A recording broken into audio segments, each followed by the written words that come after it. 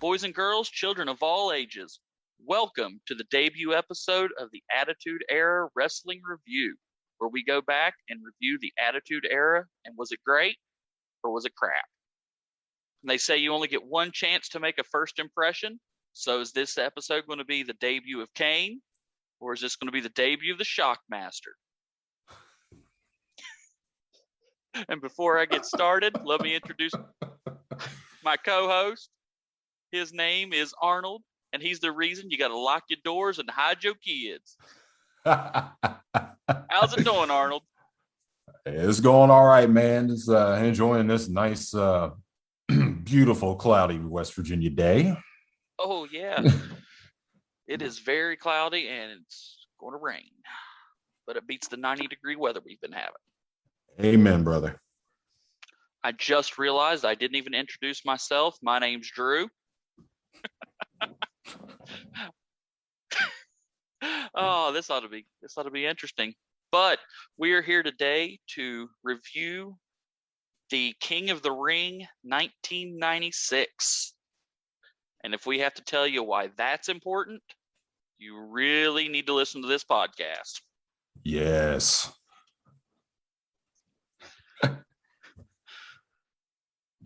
So let's give a little bit of background to where wrestling in general was at this point. Little history lesson. So we're at 1996. WWF in particular has been garbage since 89.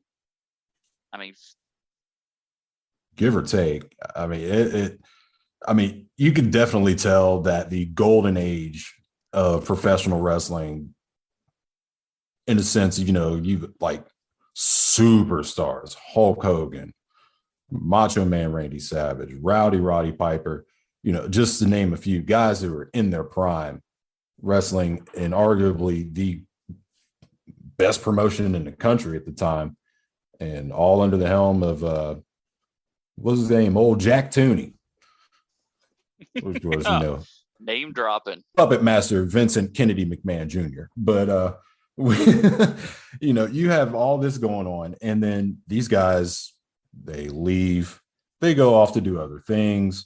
Of course, Eric Bischoff opens up a checkbook. With a stamp from Ted Turner himself. Get these men in here now. Getting guys. Savage went to WCW by this time. Hogan was established in WCW by this time, and they're joining guys like Ric Flair, and the Four Horsemen. And I mean, WCW was on the come up. Yeah. I mean, we'll debate Four Horsemen when we review Nitro, but I'm sorry, but Mike Mondo McMichael or Steve McMichael should never have been a horseman. I am sorry. Let's not jump ahead. I said we'll get to that. We'll get to that. We will get to that. Oh yeah, we'll get to that. But I mean, Hogan left. I mean, he left, but McMahon didn't want him. McMahon's like, don't need you anymore. He thought he was washed up. Who knew what a heel turn could do? But let's not get ahead of ourselves there. Amen. Savage, he thought Savage was done in the ring, wanted him to become an announcer, which I thought he would be. I thought he was and could be great at. Would have been great at. Oh, absolutely. But Savage wasn't done in the ring, and I think Savage proved he wasn't done. He wasn't the Savage of old. He was old. Oh no, but he could still go. He still had years left. But right, McMahon was more interested in let's make plumbers and hockey players and crazy dentists. Never got that whole era was just, let's just erase that out of the history books. Amen. But hey, one of those profession jobs did get us a Hall of Famer out of The Undertaker. That's very true. I never realized that. I mean, yeah, I guess that is true. But it wasn't just straight Undertaker. That was demented, undead. Thank God the gobbledygooker never got over. Oh Lord, that was probably the cringiest moment. Yeah, let's stick a Hall of Famer. Let's stick one of the greatest wrestlers in history in a turkey costume. But yeah, so that's where we are. But we're about ready to hit the turning point, I believe. King of the Ring 1996. Like we said, if we have to tell you why it's important, Better do your homework. That's for sure. Do your homework. But I remember this is actually before I ever really started watching wrestling. I didn't start till about 1997. So a lot of this is still new. I mean, I know the history of it, but watching it and getting deep into it is pretty new to me. I don't know about you. Oh yeah, absolutely. It's like for me, it was about 1998, 97, 98, about when I started watching wrestling regularly. See, I remember mine because I remember being in science class, and the two kids behind me watched wrestling religiously, and I didn't. I never watched it. But they'd always say, "Hey, did you watch Raw last night or Nitro at this point?" And I go, "Yeah, it was great, Dad." Blah, blah. I wasn't watching it. I just wanted to fit in and be cool. And I remember them coming in one day, and they kept talking about, "Oh my God, did you see what happened at Survivor Series last night?" And I'm like, and they kept talking about it. I realize now, looking back at it, exactly what it was. But I got that month. That was Monday. Monday night, I'm like, "Mom, these kids are watching this thing called wrestling. Can I watch it?" "Yeah, sure." She watched it in the '80s and thought, "Hey, this is all clean and good. Go for it." And I'm watching. I'm like, puppies. But anyway, yeah, so I watched it for a long time after that until pretty much college, and I lost track of it again and started watching it again about 2017 and watched it for a while and realized this sucks. I mean, if you ask a lot of people, I mean, that's kind of putting it mildly. I mean, especially with what we've gotten as of late, with this like mass just exodus of people, whether leaving on their own accord or being released out of the blue in most cases. Yep. Yeah, I won't go into detail about that because I mean, I have my thoughts about that. And I mean, for some of those guys, I think it was a mistake to get rid of them. Honestly, two names that come to mind for me are Aleister Black and Braun Strowman. I mean, of course, it's like, well, what are you going to do with them? Well, it's like, there's plenty you could do with them, but you need to quit releasing people. Okay, sorry. No worries. I would probably do the counterpoint of it, but I don't have a big issue releasing people for if there was somewhere else to go. But because I mean, let him like we're doing WWF, WCW. You release a guy, he goes to WCW. Maybe like somebody young that we'll see that's been released goes to WCW, makes name for himself, comes back, and he's bigger than before. You haven't seen him in a while. You might have seen him over there, but he's new here. But today you've got basically I hate calling AEW an actual promotion. That is just, sorry, I'm not going to get into a rant on modern wrestling, but that's garbage. Sorry. I could go for a couple hours on why I've watched a little bit of it and read like what they're doing, and yeah, no. But anywho, so we're at King of the Ring, 1996 now. Yep. This is, I guess, I mean, it's a good background of why we're going back and watching the old stuff. Yeah, no doubt. That was a nice little segue. Yeah. So this took place on June 23rd, 1996 in Milwaukee, Wisconsin. Probably up near Pat and Patty's Backpack Shack. And if you watch Saturday Night Live in the 90s or the early 2000s, you know that joke. I can't say with Wisconsin without talking about Pat and Patty's Backpack Shack. Sorry. But anyway. So WWE doesn't do the King of the Ring anymore, do they?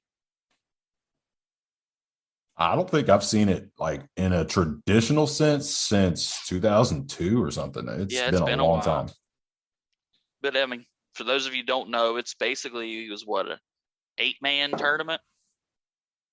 Yep.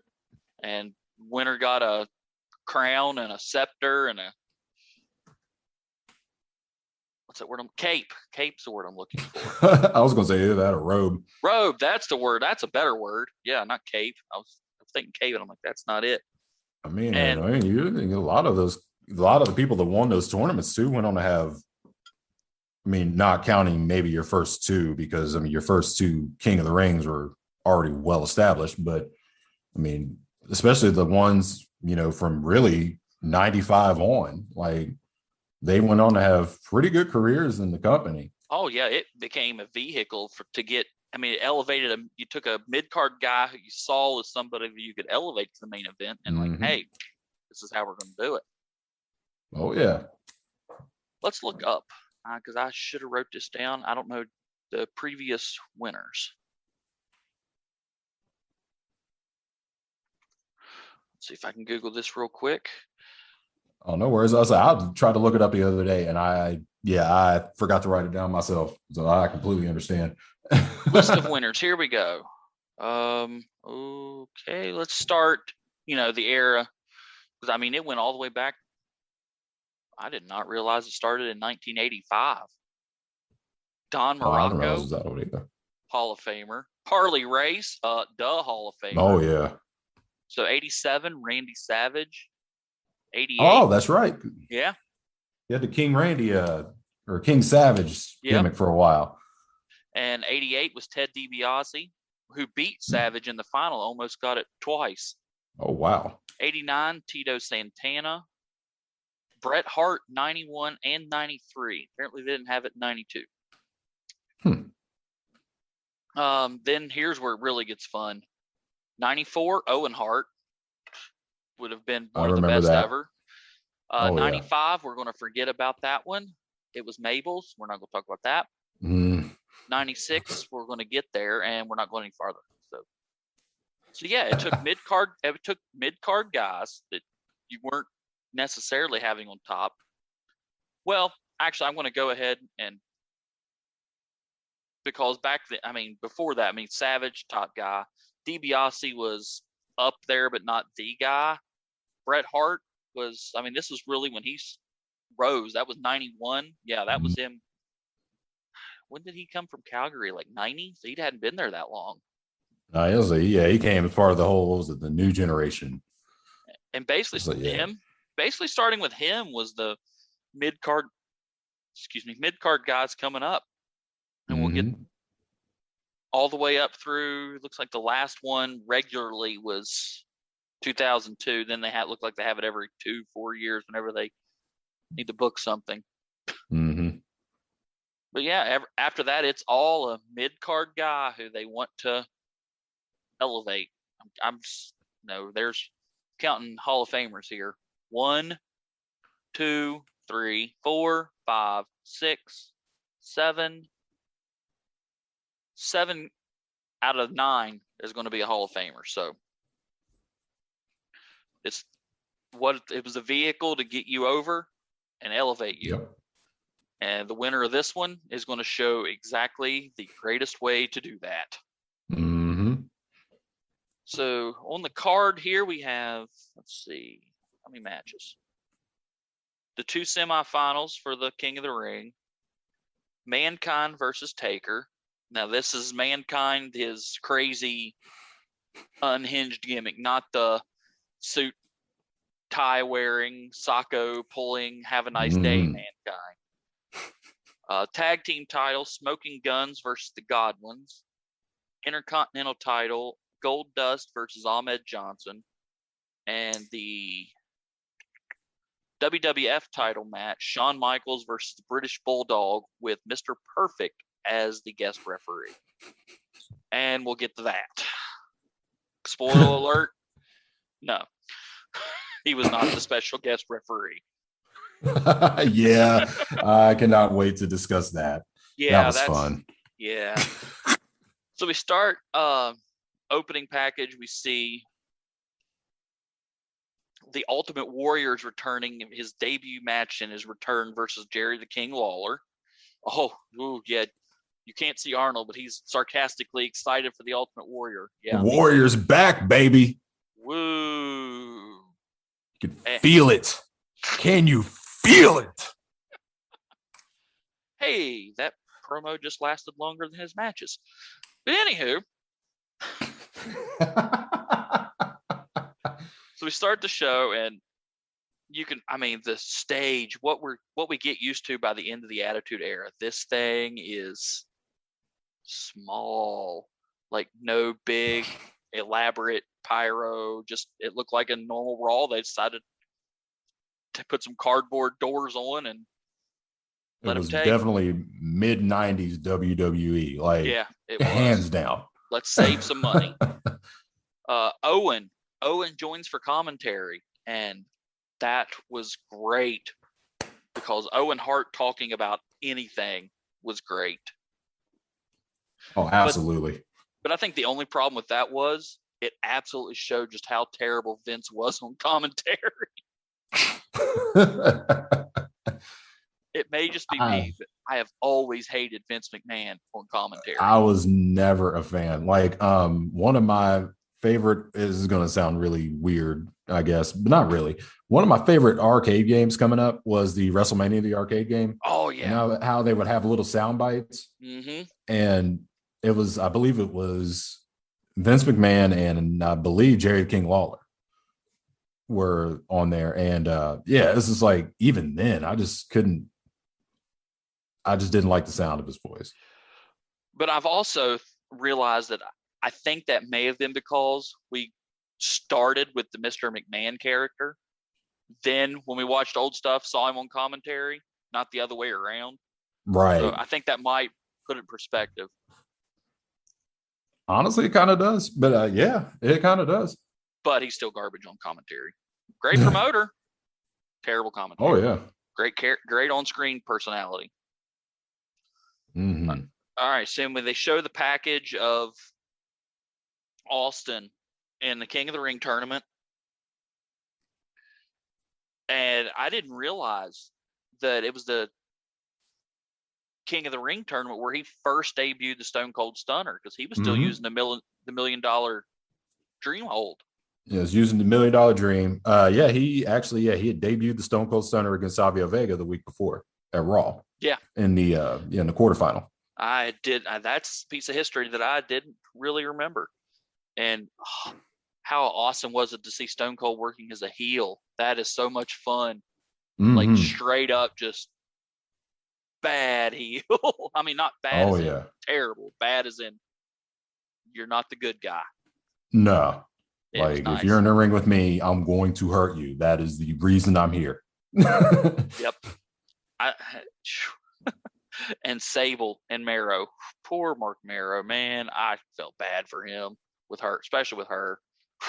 Never have liked her, like, as a wrestler. As a model, go for it. That's your thing. But she was bad. But overall, this match was longer than what I expected. Honestly, in my opinion, it was right where it needed to be. If you look at that package, you could tell from the beginning of the King of the Ring tournament, they were trying to push Austin to the moon. And you have Mark Mero, who is not a bad performer at all. I like the wild man gimmick. He was really athletic. He was really energetic. He had the whole kind of, I don't know how to describe it, just the look about him. Like, his crazy mullet. Yeah. Like, he may not have been pushed to be like a top guy in the company. You could kind of tell even at this time that they were still trying to figure out what to do with Mark Mero. Oh, I agree. And the fact, if you look back at that match, they told a story in that match. Like, these two men, they beat the crap out of each other. You think about Austin had to go to the hospital after this match.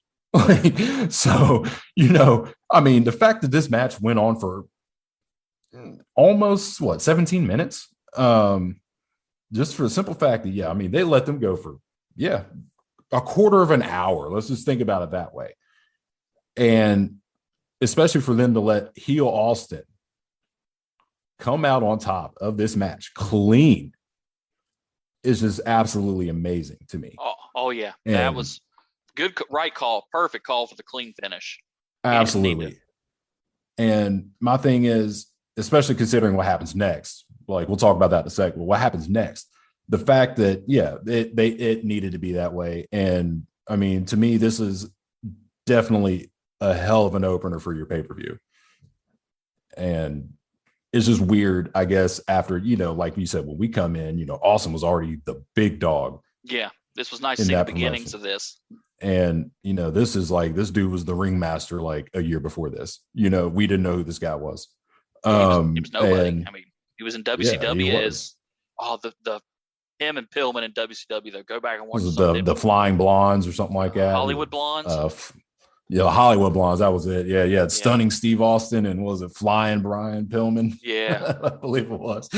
And, just to see, and especially now going back and watching that, seeing, Austin with hair. One of his greatest matches in ECW is him beating the snot out of Mikey Whipwreck, which is actually a pretty good match. Yeah. Like just seeing all that, and it's like no one is like, wow, Austin was like already big in these other promotions, and then to see him come here, and it's like, all right, now it's time to make a name for myself. And this match, beautiful. Even pulled out his WCW finisher on Mark Marrow. Mm-hmm. It was nice kind of seeing that stun gun, seeing JR kind of pop over that. I did too. I was like, oh snap! Like what? And realistically, this was probably Mark Marrow's best match with the company, like hands down. And like that shows Austin's ability. Mm-hmm. He was leading this thing. The only thing I saw is I even rewound it to watch it twice. Is when he missed the Fez press. I don't know if he overjumped it or Marrow overran it, but he completely just stuck his nuts to his forehead. They got up and looked like he gave him a stiff kick. So I'm thinking it might have been Marrow's fault on that one. Because I did notice that, like, and that's another thing that kind of makes this beautiful about this match is like you're watching Austin and he hasn't. I want to say he hasn't perfected his like signature moves that we know him by. Like we've seen him do a stun gun. I mean, he can probably do that in his sleep by this point. But seeing a very, very crude Fez press, seeing absolutely afterwards. Right, and seeing that, and seeing a very, very like crude Stone Cold Stunner. Like I'm used to seeing him flip a dude off, kick him in the gut, stunner, and just to see him just kind of casually grab Marrow and just boop. Yeah. It's like, wait a minute. What am? Oh no. And I think I've read one time where he said it was I think it was DiBiase told him to put the kick in there. I could be wrong on that, but I remember he said somebody in the back told him. So instead of awkwardly trying to grab it, kick him, you get him in the spot, turn around, pop. Right. And plus that sets you up and the crowd knows what's coming. Yep, and even if you're just doing it to set it up for another move, you're going to get a pop on that toe kick anyway. Because, it's like, oh, is he going to hit the stunner? And it's like, no, he's just going to elbow the guy in the back of the head.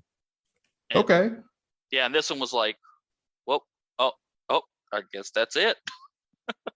Right. And it seemed,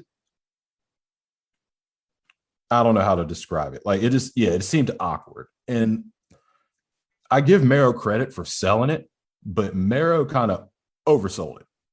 Yeah. Not to the level of The Rock. Oh no. Like I loved watching The Rock take a stunner though, because he would oversell. He'd do backflips, cartwheels. Oh yeah. Sign a couple autographs on the way down. And he's just like, good God, dude. It's like, we get it, man. Like, it's a deadly move. It was like Marrow, like holding his neck. Obviously, he worked the neck or whatever. But if you notice when Austin goes for the pin and Marrow's still kind of flailing, one of his, like the shoulder that's on the camera side is not touching the mat. Yep. I mean, he had it was at least a 2 count. Like, Yeah. I and did. it was just kind of interesting. And the part of the match that really I didn't like is I didn't like Austin going for the Boston Crab out of nowhere.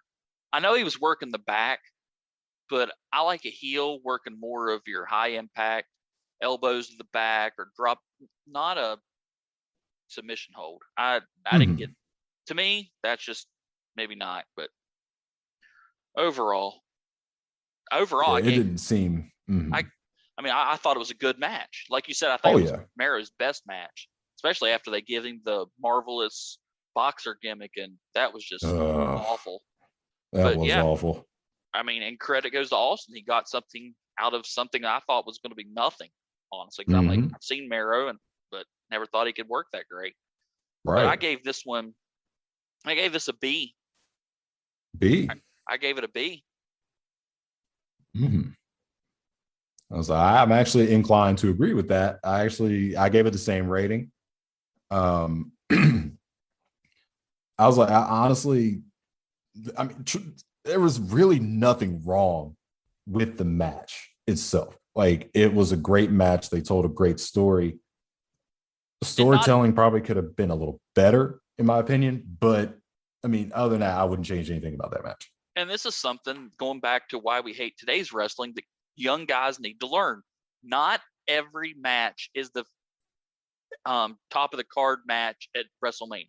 It's not the headliner at WrestleMania. Nope. You need a solid opening match to start the show. I mean, if you win the Hmm. jackpot on the very first time playing slots, are you going to stick any more nickels in? Nope. No. Cash out and head out. So, so Austin wins with the stunner, and we both give it a B. I like that. All right. Next, we had a Doc Hendricks, which I hate calling him Doc Hendricks. My God, that is Michael Hay.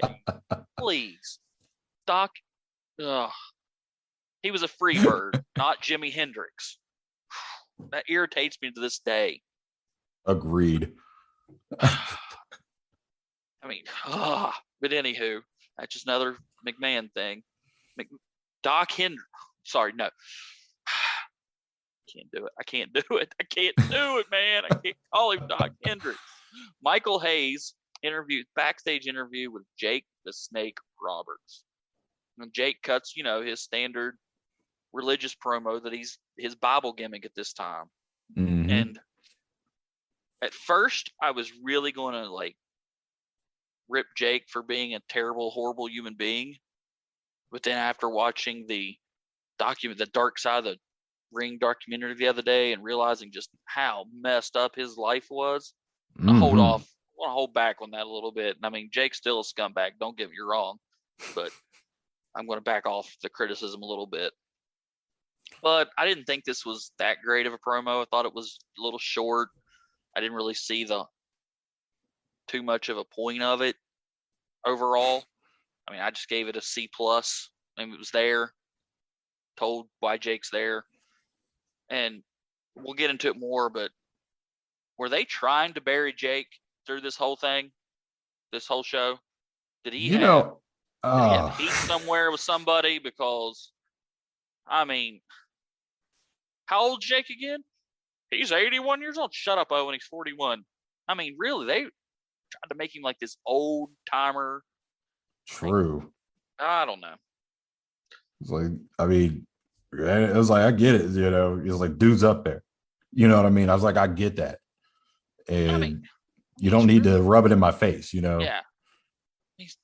What they say, he was 41 at this point, Yeah. I think.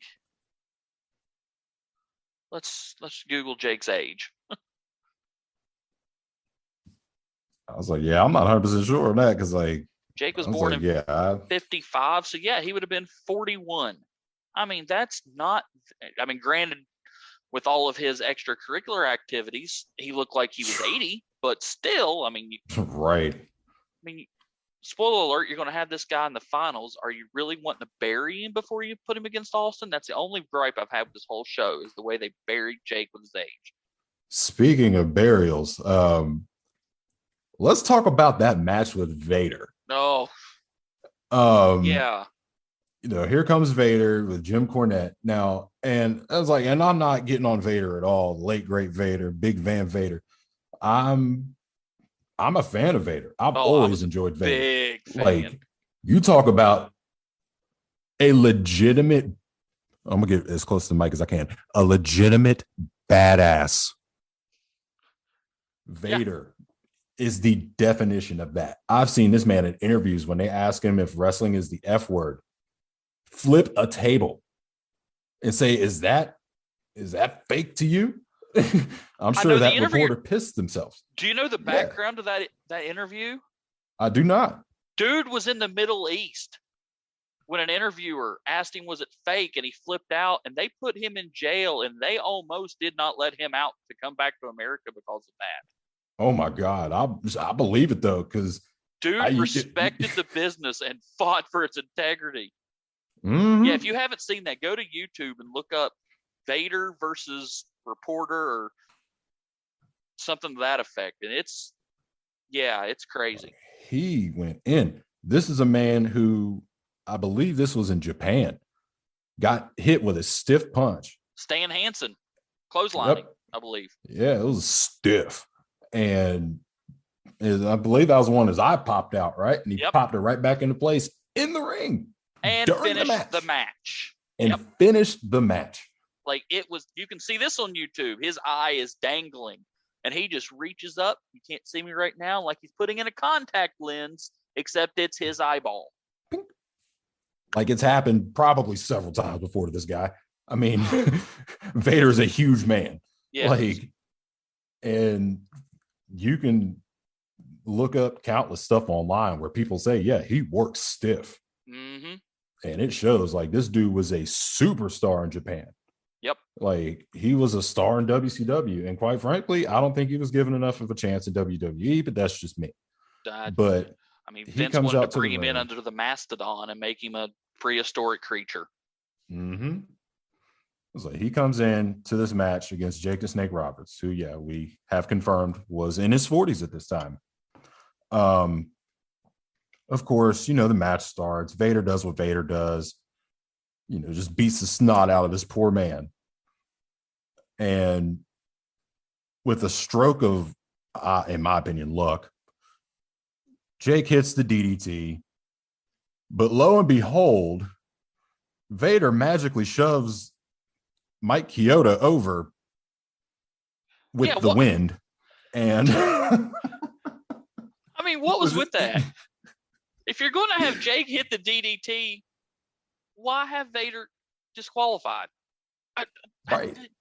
That booking made no sense to me.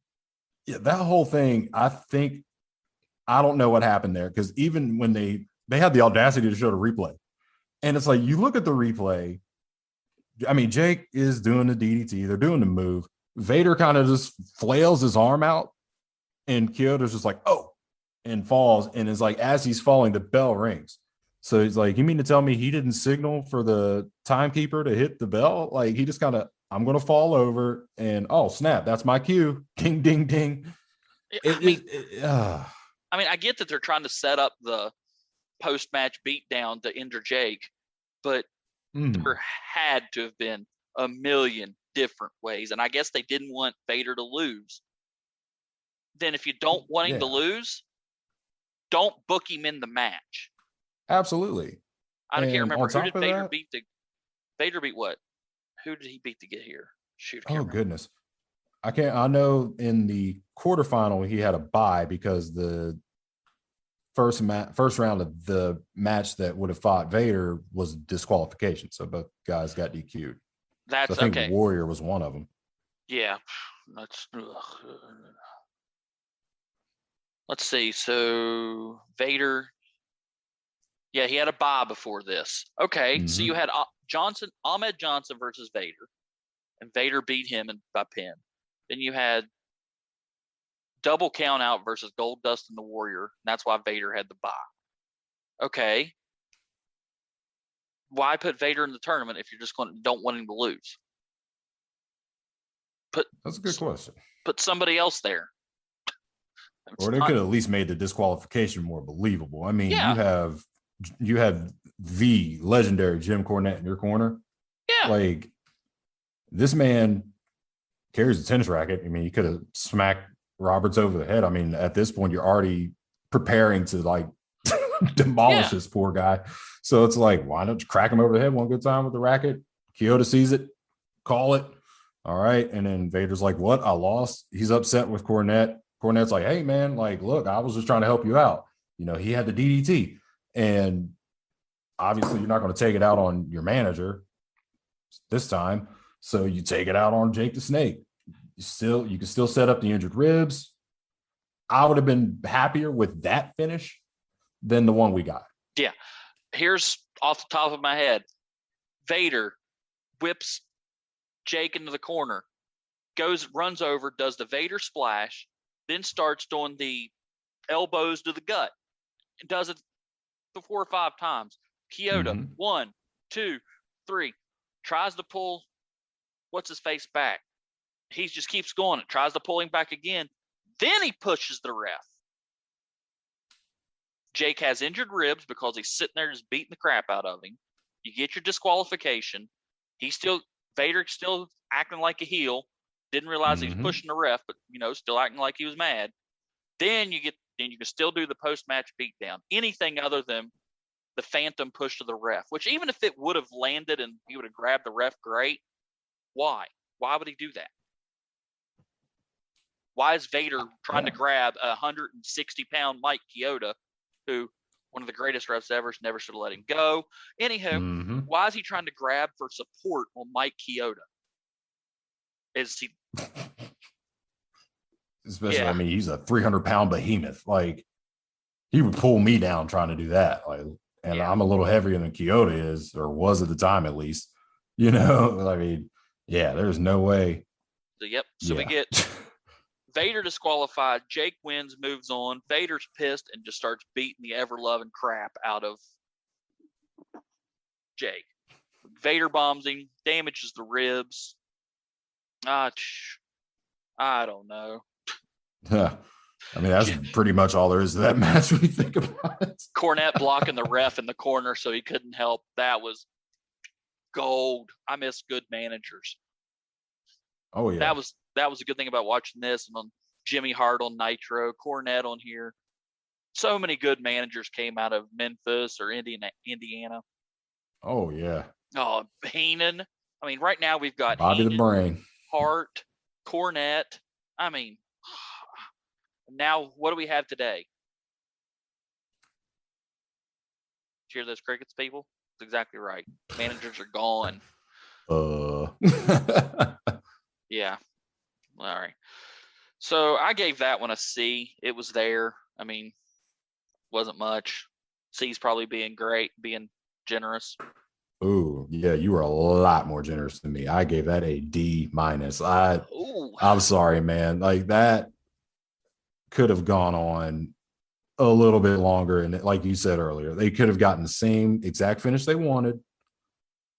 But, I mean, yeah, like 3 minutes. Like, even if they'd had Vader go in, beat the snot out of Roberts, get DQ'd magically somehow, and then beat the crap out of him some more, they could have pushed that to 5 minutes. I mean, and that's just me. Like, I had to give it a D- for that one. That was, the finish was just too weak, and the bump wasn't really what it should have been. Yeah, I don't know if it was just even if it was exactly what it should have been, it was terrible. Right. It was. All right, so we'll move on. Then we get Jim Cornette and Vader pissed in the bathroom. I love this because that bathroom screamed old building. Yes, very much so. Like, that was funny. Very funny. I mean, it was the old yellow brick. I mean, it was great. Kind of reminded me of the hallway in my apartment building, honestly. It reminded me a lot of my high school's bathroom. We had one with that exact yellow brick. Oh my, I'm thinking about it. I'm pretty sure my middle school did too. Yeah, well, our middle school was a little newer, but yeah, our high school had that bathroom. Oh goodness.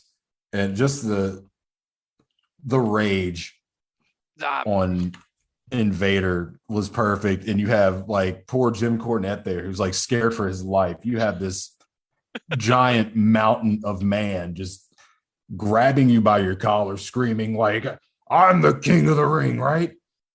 yeah, then You can be Cornette. whatever you want to, Vader. I mean, any promo Cornette cuts, I'm going to love because I mean, the man was gold with a mic. Oh, absolutely. Absolutely. Okay. And it's like you said, man, like the other day when we were on the phone chatting, like that man has probably forgotten more about professional wrestling than I'll ever know. Oh, no doubt in my mind. No doubt in my Like mind. to be able to sit, like we might have to end up doing like a top 10, like manager wrestling personality thing. Cause like, Ooh, just sitting here, like you name those yeah. guys off. And like I've said this about Paul Heyman like several times. It's like I would love to just sit and pick his brain about like just what he's experienced. Like, I don't care about the well, this guy and this guy used to fight all the time. I don't care about that, the dirty stuff. Like, I just want to hear, like, tell me about your time, your experiences. Oh And yeah. Jim Oh, Cornette, him I and mean, we're Jim talking about, Crockett. Him and Jim oh Crockett man, with him versus Cornette. Oh man, I could go. Yeah, like, we're that's. talking about for Cornette alone, like a 30, 40-year career in this business, man. Like, just the stories that man does tell, Oh, and dear WWE, why is the Midnight Express not in the Hall of Fame? Going off on a tangent here, but yeah, why are they not there? Crickets, people. Man, I know Cornette blasts your product, but still, him and the Midnight need to be in the Hall of Fame. Absolutely. But yeah, I miss managers. Speaking of tag teams, that's a good segue. Our next match, the Godwins versus the Smoking Guns for the WWF Tag Team titles. Smoking Guns are the champs. I don't know what set this match up. I didn't really pay attention to it because I see the Godwins and I tune out. Not gonna lie. It was That gimmick is offensive to me being from West Virginia. it was I realize they're from Kentucky though. Sunny related, I want to say. It I had think something to do with Sunny. I know she kissed Bart Gunn or Billy or one of them and distracted the Godwins in a match. I mean, how thirsty do you have to be to get distracted in a title match by a woman kissing another man? Kissing on the mouth. I mean, I'm not saying anything else, but how thirsty you got to be. So I think Sunny was definitely a focal point in this match. The fact that she was bouncing around between the tag teams, with the Smoking Guns. I believe she was with the Godwins there for a minute, the Body Donnas. And it also we got to see our good friend Cloudy, the Body Donna's new manager. Yeah, I'm not touching that with a 10-foot pole. I'm probably just going to gloss over that and pretend that never existed. It's probably for the best. Let's just put it this way, folks. If you haven't seen it, the Body Donnas lost Sunny when she turned her back on him and went to the Smoking Guns. They replaced her with a 6'2" man with a stuffed push-up bra and tattoos, and pretended to call her Cloudy instead of Sunny. And yep, that was a thing. So we'll get to more of that. Funny. We'll get to that a little more on Raw. They just showed it and she talked about it for a couple seconds and so yeah, that's happening. But this match, I mean, Billy Gunn, it's hard to believe that man is still going in the ring. He's no doubt. I think he's 51, 52 at this point. I mean, today, not 1996, because If he was 52 in 1996, he definitely wouldn't be wrestling at 80. I mean, it's happened, but I was like, how rare is that? But yeah, shoot. I mean, honestly, like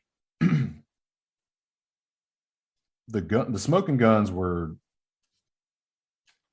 wow, like a textbook heel tag team in this match. It yep. was amazing. And you think about that in contrast to the Godwins.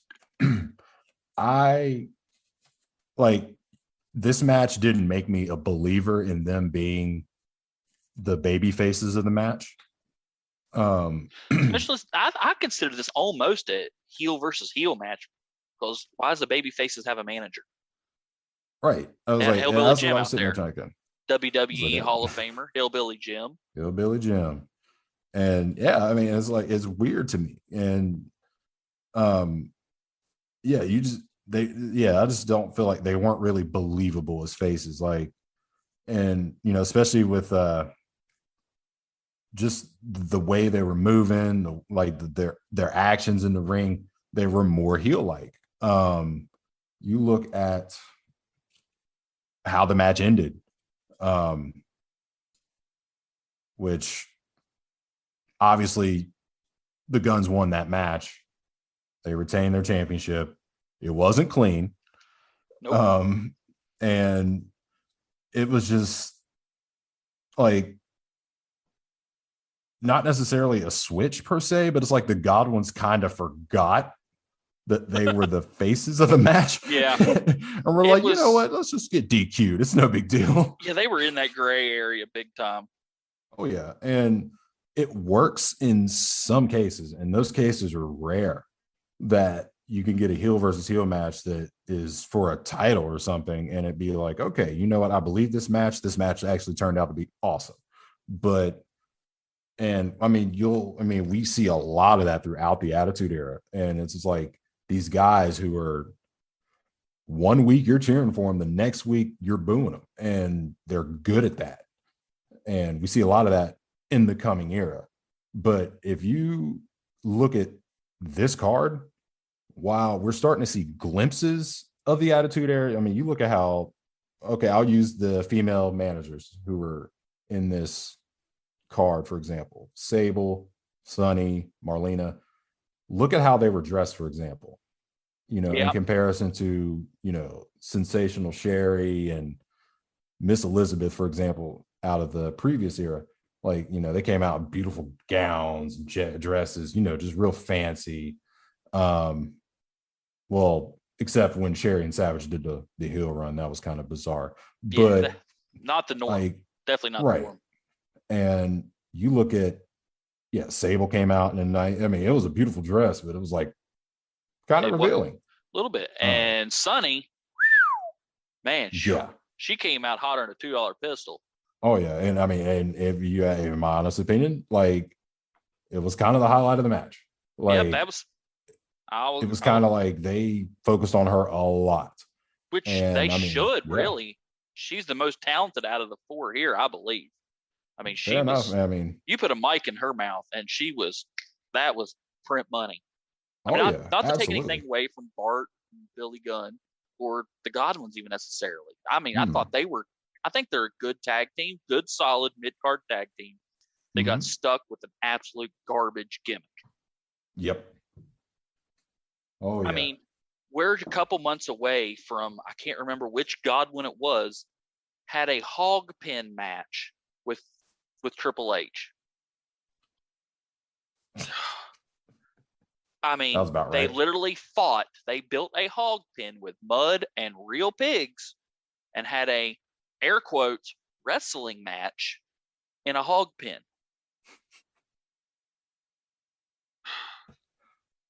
Oh, Lord. I mean, that was I think that was part of Triple H's punishment for the curtain call. Had to be. I'm pretty sure it happened afterwards. If not, I would have walked out on the company when somebody said you're going to go in pig slop on pay-per-view. Like, beg your pardon? I was like, I'm going to try my chances back down south and be terrorizing again. Screw that. Not only was it on pay-per-view, They replayed it on Raw the next night, the entire match.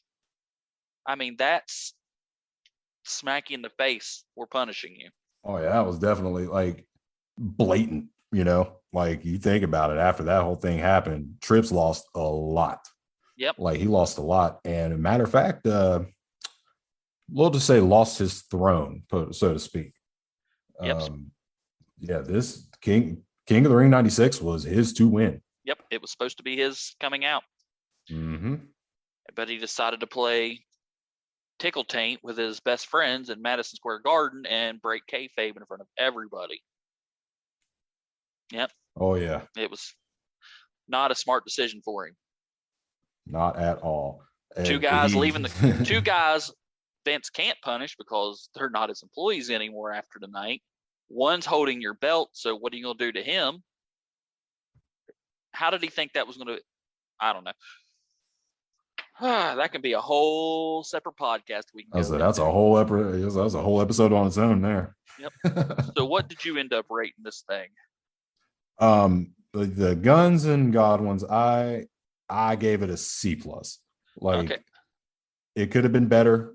I mean, it could have been a lot better. And honestly, had maybe the Godwins taped the sign that says "We're the faces of this match" on the back of each other's overalls, they might have had a better. Like, the Guns' dirty win would have been a little more believable had it been the Guns. You know what I mean? And like I said, again, shout out again to Sunny, because you watched it, obviously. They focused on her a lot in that. And the whole time they were focused on her, she was active. She was into the match. She was, hitting the mat, clapping, screaming, doing what heel managers are supposed to do. And you do know who taught Sunny, don't you? The aforementioned Jim Cornette in Smoky Mountain Wrestling. That makes perfect sense. She was there. She was with Chris Candido when he came down. He found them in, I believe it was New Jersey, up at a show for Dennis Coralluzzo. I could be wrong on that, but I'm almost 90% positive. And I know she was in Smoky Mountain Wrestling, which, folks, if you're listening and you've never seen any of that, I'm not going to say yes or no, it's on YouTube, but go look at some of that. Great wrestling. Cheap and on a budget, don't let that fool you. Good. A lot of good people came out of there. A lot of big names came through Smoky Valley. Oh, Kane, yeah. Al Snow, Dirty White Boy was there. You had Paul Orndorff down there. I mean, a lot of good Southern wrestling. But yeah, I gave that a C. And honestly, the match was probably a D. And Sunny pulled it up to a C. All right. So after that, we have backstage with Jim Cornette and the British Bulldog. And Mr. Perfect is getting dressed in Camp Cornette's locker room. Dun, dun, dun. Which, honestly, him getting dressed was probably the most work he did all night. Spoiler alert. But Davey Boy promo, I thought it was a good promo, hyping his match with Shawn Michaels for the title tonight. Wasn't anything great, wasn't anything bad. It was there. I gave it a C because it was there. It was what it was supposed to do. Oh yeah, it was a solid C. You're not going to remember it tomorrow, but you're not going to remember it tomorrow for a bad reason either. No, like it was a solid C. It was definitely solid. It was a solid promo. Let's be honest here. Nobody in their right mind would pick the British Bulldog over Shawn Michaels in '96. Are you kidding me? No, nobody. Nobody. And the fact that, I'm not downplaying Davey Boy Smith's work at all. Like, the man is excellent in his craft. He was fun to watch back then. And he was. The fact that, he had this match coming up with Shawn Michaels. Shawn Michaels, of course, is Shawn Michaels at this time. We'll just put it at that. Yeah. Not the most professional person on the planet. No, like if prima donna were a person.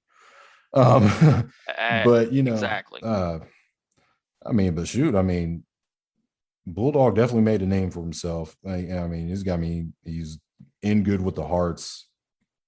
Did work at the Hart Dungeon, the infamous Hart Dungeon. And you look at all the names that came out of there. I'm waiting for Of the course, Brett document. and Owen, Brett, Jim Owen, Neidhart. Bulldog. Was Dynamite Kid there? I can't remember. I know he was from England, but did he go to the Hart Dungeon? I'm not 100% sure. I know he wrestled in Calgary, but I don't know if he ever trained in the dungeon or did he just go there. I'm not Neidhart. 100% sure. Good. Neidhart. And I mean, even if you look further down the line, Lance Storm went through the Hart Dungeon. Chris Jericho, and that's where they got their start, was in the Hart Dungeon. And Chris Jericho, I mean, Smoky Mountain Wrestling, folks, had one match. Yeah, that's right. Wrestled a tag team match with a broken arm. Idiot was practicing a shooting star press that he wasn't even going to do in the match the day before his debut pay-per-view. Well, I can't call it pay-per-view back then, but big show match he was going to have. And he broke his arm the morning of practicing a shooting star press. It's hard to believe now, looking at canned ham, fat, overweight Chris Jericho, that he could even think of the word shooting star press, but he used to be athletic. Used to be a cruiserweight. He used to be good. But anywho. Yeah. But yeah, I mean, it's like, yeah. So same as before, I gave this a C. It's there. It's not anything special. Mm-hmm. What about you? I'll say, yeah, definitely solid C. Like it is, like you said, it did exactly what it was supposed to do. Like it was a textbook promo. Let's put it that. It was a textbook promo. They were hyping up their match. And with a little bit of spice with Mr. Perfect. And if people are listening, wondering how are they giving all these C's? There's nothing wrong with a C. Every show needs a C match, a C promo. It's nothing. It's right down the middle. It's good. C's not bad. C's just, it's there. And that's what you need. If everything is great, then nothing's great. You need your baseline. And WWF 1996, a C is pretty valuable. I will tell you right now, Davey Boy's promo, I give a C. Looking through, if he had that same promo on WWE or AEW today, it'd be an A.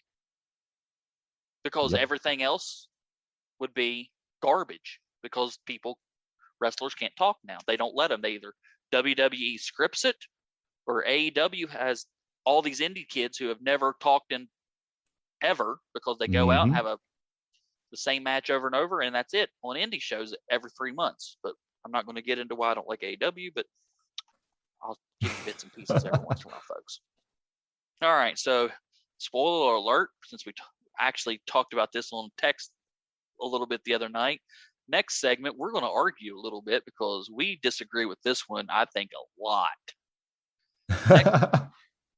You might be surprised. Oh, I thought, the next thing that happened on this show was Lawler's entrance to the ring. Speaking of Smoky Valley. Yeah, he appeared there a few times. But the greatest wrestler from Memphis makes his way to the ring with a mic in hand, and he was just straight up heel insulting the crowd, making fun of Milwaukee and pointing out audience members and calling women ugly. I mean, just straight up trying to get his reaction and getting it. He was getting it. It was good. I loved it. But I thought you didn't. I believe you want to say what you thought about it? All right. So, and I'll be honest, I sent that text before I went back and rewatched it again. So I was going to give you that. I'll give you that precursor. Okay. So, of course, we live in a modern world where, let's be real, the heat that Lawler would have got for that promo today, even in the WWE today, well, obviously not today because, cameras and Thunderdomes and stuff, but, in front of a live crowd. Yeah. To say this man would have gotten canceled on the spot is an understatement. They wouldn't have let him out onto the stage. They'd be like, oh, no. Just go back to your room. You're done tonight. We know what you're about to do. And looking at it from that perspective, just of today's product, it seems a lot. It seems kind of cringy. Like looking back, like, oh my God, he's like making fun of kids and women. And I mean, obviously, wrestlers still bury cities. So it was like, that's a thing. Yeah, but he was But straight up. He would point at a woman who was, I'm not going to say she was huge, but she wasn't, let's say, 105 pounds, skinny thing, and goes, and he would just Rubenesque. straight up just say, "You fat." I mean, and that's heel work. I mean, did he really mean it? No, no. Was he being honest? No. Was his character meaning it? Yes, 100%. Was it just to get a reaction? Is all it was. Absolutely. And that brings me to my second point there. Like I said, I went back and I rewatched it, but I didn't watch it through the 2021 lens. I watched it through a wrestling fan's lens. Like, growing up in this time, like watching wrestling in this time. And not like to say that, I mean, Lawler got the perfect amount of heat in that. And he did it the right way. He did it how the old guys did it. And I mean, he did it how it's supposed to be done. He walked out there, he might have had something in his locker room on a piece of paper. He just wrote down F this city and just proceeded to bury people in the crowd. He buried the entire city. He buried Warrior, and he did it all within, like, honestly, the promo was probably longer than the match. Probably, yeah. He just walked in. It And was like a couple minutes and walked in the ring. And as soon as they it heard probably Lawler's wasn't even music, that long. they heard his music, saw him walk out with a mic. The Boo Birds were out in full effect. And like I said, going back and rewatching that, it's like, it's not like I don't know who this man is. It's not like I don't know what he's capable of. I've seen what he's capable of a lot. Even on commentary, he could bury anyone and get all kinds of heat. And I'd say still to this day, Lawler's probably somewhere out getting heat somewhere. But at a restaurant in Memphis. Ribs came out dry, burying the whole kitchen staff as we speak. He actually owns a restaurant in Memphis too, so I'll have to check that out whenever I can get back down to Memphis. Hey, I'll go with you. But yeah, this was great. I mean, like you said, if you look at it through today's eyes, no, the man would never be allowed on television again. No. But then when you realize it's wrestling, it is what it is. It was the 90s still. I don't think he meant it really in reality, but still, it was a great promo. I mean, Jerry King Lawler with a microphone in his hand is just straight gold every time. I gave this one a straight up A. Gave it an A. And honestly, I'm inclined to agree. I did the same thing. Like I said, I had to go back and rewatch it because, I had to watch it through a different lens because watching it through 2021, it's like, what were they thinking? Why did they do this? But I mean, looking at it in perspective, especially to the time period, masterpiece. Yeah. Straight up masterpiece with his music going in the background. It's all regal and everything. And he's just like, yeah, you're all a bunch of drunks and losers, lulz. And it was just great. This is what they should play at the Performance Center to teach rookies in NXT how to do promos. Oh, yeah. Or go back and watch 1982 Lawler, 83 Lawler in Memphis. Look that up if it's on YouTube, and you would go, oh, good gracious, this guy is amazing. And we go from the top of the mountain to the bottom of the valley. The match. Jerry the King Lawler versus Ultimate Warrior. I wrote a lot of stuff, honestly, that here's the beginning of the match, folks. This is the Ultimate Warrior's return match coming back to WCW. Lawler jumped from behind with his scepter and chokes Ultimate Warrior. Okay. Tosses the Ultimate Warrior into steps, more choking. Great. 15 Here's another thing that today's wrestling can't figure out. I timed it. They were out on the floor for 15 seconds and got back in. The ref was counting. 1, 2, 3. Okay, great.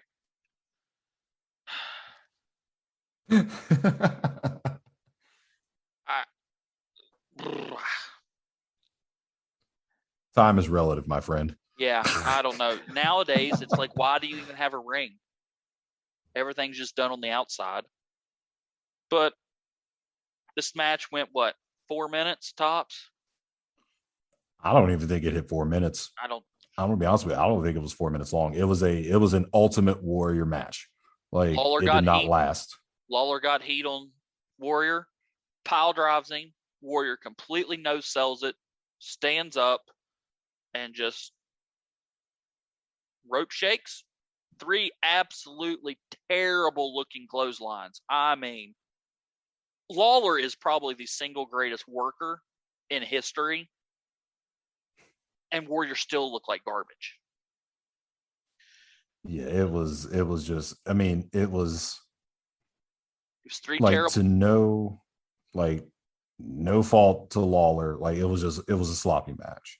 It was sloppy, and yeah, it was just sloppy. And honestly, especially knowing what we know now about what happens after this with Warrior,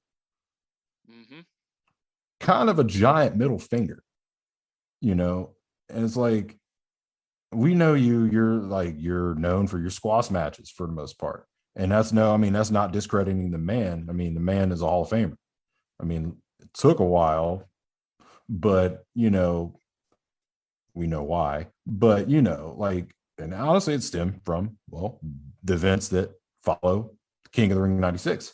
But it was just, and even at this point, Warrior wasn't really around. He wasn't really doing a whole lot at this point. And you could tell the man was fed up with the company by this point. And it was just,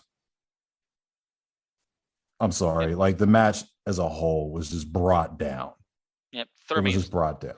So, 3 terrible clotheslines, Warrior shoulder tackles, Warrior wins 1, 2, 3. Lawler was great. Warrior was garbage. He did 2 moves, and they both looked like crap. Yep. And I ended this. Why was he ever considered good? Whoever. I mean, if I'm rating the top 100 greatest professional wrestlers of all time, Warrior is probably around 2,436th. The man was garbage as a professional wrestler. As a gimmick, great. High energy, run to the ring, shake the ropes, 30-second match. He was Goldberg with less talent. And tassels. I mean, he was more tassels, less talent. And I want to throw this little bonus tidbit in here. And this is for you or anyone else who has watched or may even go back and watch King of the Ring 96. Note Vince McMahon's reaction when Warrior comes out. Like, it's a huge, I think Vince McMahon might have popped more than the crowd did whenever Warrior's music hit. Vince loves muscles. Oh yeah, that's the meme, right? It's like, Vince McMahon loves big sweaty men. Yeah, but I gave this a C, and that's honestly all Lawler. The promo walking in probably swayed my opinion. Lawler, everything he did was clean. You couldn't see through it. It looked great. Everything Warrior did was the absolute garbage. I gave it a C. What about you? I gave it a C minus. C minus. Like, I thought I was rough. Lawler saved it from a D. I'm gonna be honest with you. Yeah, if Lawler come out there and looked sloppy, and Warrior looked sloppy, and they just kind of flabbed their arms into one another, and then Warrior magically pinned Lawler, I'll probably just be like, you know what? I'm just not going to talk about this one. But I mean, the fact that Lawler really did everything he was supposed to do at this point, like, it that saved it for me. Lawler made that entertaining. Lawler was 47 at this point and could still work like that. Lawler could probably still work like this. Oh yeah, I was like, shoot. I mean, as I was like, I'm pretty sure. Now I know it was a super gimmicky match, but I mean, I believe there's one year at WrestleMania he had that goofy match with Michael Cole, And he made Michael Cole look good. and you made Michael Cole look good. And you think, I mean, Lawler's probably in his 60s at this point, maybe even his 70s by then. Yep. And it's like, and he was still able to do something in the ring. It's like that just goes to show, man, these guys. That says a lot about these guys. Like even these older guys. I mean, they learned how to. Yeah. I mean, when he came in, it was hit soft, make it look hard. Nowadays, it's let's hit hard and make it look soft, and it's just hit hard. I mean, guys back then, they'd hit all these big moves and things, and they really wasn't in the impact. It's called working and making it look good. Now it's the strong style where they want to make it look like it actually hurt because it actually hurts. I don't understand that at all. So your guess is as good as mine on that one. Like, yeah. I don't get it either. And you wonder why people like Will Ospreay are having neck and back injuries that are almost career ending, and he's 28. Lawler's working here at 47. Lawler still has matches every once in a while, and he's 70. Oh yeah, and it's not just he's taking bumps at 70, and Will Ospreay can't take one at 28, and nobody clues in to why today's wrestling is stupid. Oh yeah, I mean, look at any local promotion you see in your area. Like if you go to a gas station or somewhere like that, and you see posters for like local guys. And you might see some guys who are, known in the region or even nationally. And then you see usually 2 or 3 guys who had spent time in WCW, WWE, ECW, and places like that. Older guys, like there was a event down around Charleston a while back, or it was probably a few weeks back, and Mr. Hughes was there. You remember Mr. Hughes? Yeah. Yeah, like Mr. Hughes was there. I mean, this man's got to be at least in his 50s by now. And it's like he's out here working. I'm pretty sure Justin Credible still does work from time to time. He's got to be getting up there. Yeah. And it's Mr. like I follow a lot of these guys on Twitter even. Mr. Hughes he's 56, so yeah. It's like, yeah, 56. Like he's about to ring 60's doorbell, and this dude's out here working. Because he learned how to work. Exactly. Like Al Snow, I think I sent you that picture that I took with Al Snow at the convention. Yeah. And I mean, you look at Al Snow looks ripped still, dude. Like way his more arms, jacked than he ever was. Right. And his arms are huge, man. And I mean, Al Snow's got to be getting up there for sure. I mean, he's got to be in his 40s, 50s as well. And it's like I'd say he's closer to 60 at this point. I mean, early I'd 90s, say he's probably still working. Early, like 92, he was working. 92, 93, he was working in Smoky Mountain. So yeah. So Al Snow is he's 63. He was born in 63. So somebody do some math. 63. So 56? He is 50. 63. 56. 58. 58. Sorry, 58. I suck at math. Yeah, 58 years old. I guarantee he could have a better match today than 90% of the people out there. Oh, yeah. And I almost wanted to ask him that. I was like, do you still work any? Like, because, I mean, he looked great. He owns OVW in Louisville. That he does. He bought it from Danny Davis when Danny Davis retired. So he teaches. Has his own school. I'm sure now you say that, I think he does still work, actually. Yeah, he has. I mean, I'm sure he gets in there and teaches and actually does hands-on. Oh, yeah. I mean, he was one. I remember, he was one of the judges for Tough Enough back in the day. Yep. So it's like, yeah, I mean, man obviously knows his stuff. So what we take out of that, Lawler great, Warrior suck. Yes. All right. So then we move on. We have a backstage interview with Gorilla Monsoon. How great was it to hear Gorilla Monsoon again? The late, great Gorilla Monsoon. Had the voice. Reporting on Jake the Snake's rib injuries. I mean, again, they start burying Jake over his age. why are you burying him when you're going to, spoiler alert, want him to put your big guy over in this? Why make him look like a sack of crap? Yeah, couldn't figure that one out. And this just showed me Owen Hart was great on commentary and just keeps making Vince look terrible. But I did cringe. I did cringe a little bit. I hated to hear it when Owens told Jake might lose his life in this match. And I'm like, oh, comment did not age well. No, it did not. Not at all. But Owen's great on commentary. I didn't really grade this because it wasn't long enough. It was just a report in the back, no promo or anything. Oh, yeah. Kind of to set up the final match between him and Austin more than anything. Yeah, the final of the King of the Ring. Then we come to Mankind versus Taker. Oh, this match. This match was a breath of fresh air. Beautiful. This is how you take a gimmick, find the right guy, not give somebody a gimmick. Like today, it was a report yesterday. Vince doesn't want wrestlers. He wants people to play characters. And he wonders why nobody wants to watch his crap. Nope. So what do you expect, my dude? Was the Undertaker gimmick stupid as it evolved into an undead, demonic, whatever? Yeah, was it? But Mark Calloway played that thing perfectly. Could anybody else have done that? No. No. Not at all. Mankind, which Vince, when he first met Mick Foley, wanted him to be Mason the Mutilator. And Cactus came up, with Texas, kind of like a playoff Texas Chainsaw Massacre. Oh. Yeah. And Mick Foley was like, no. So he came up with this Mankind thing. And could anybody else have done that? Absolutely not. No.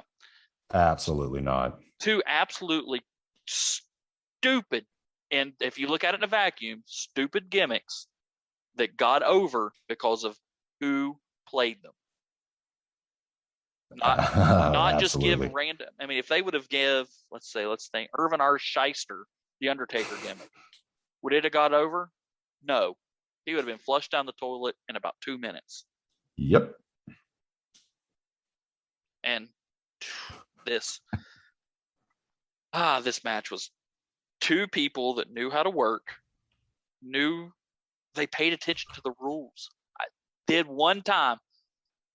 There was one time the ref got a little tad bit buried and probably had a little bit of backstage heat on this one. It's when Taker was on the outside and Foley went to get him the elbow off the apron. Taker picks up the chair and blocks him with it. And the ref in the background sitting there watching it. You could see the look on his face. Oh, crap. But he turned around like he didn't see it. Yeah. Whoopsie. And yeah, I'll say, honestly, the ref, probably my only gripe. It's just like, of course, Taker had Paul Bearer with him. Love Paul Bearer. He was great. Those facials, man. Those weird. Wonderful. He's a wonderful manager. But the ref, I feel like, paid a hair too much attention to Bear on the outside. Mm-hmm. It almost seemed like the two were just chatting while these two grown men are beating the crap out of each other with chairs, like right behind them. And it's like, dude, I mean, if you guys want to have a beer after the match is over, that's fine. But I mean, you have a job to do here, man. Like, Mankind's rolling in the ring with chairs. Taker snatches it, cracks him over the head with it a couple times, hits him in the back. Yep. Like, you got to hear this. I mean, this is hitting Mick Foley of all people, so it's probably stiff. Oh yeah. I mean, I could probably hear my neighbor hit someone with a chair from here. So it's you're 3 feet away from these guys. That's that age-old trope in wrestling. Refs are absolutely stupid and made of glass. Deaf, man. Made of glass. Yeah. Knock them down, they're down for 10 minutes.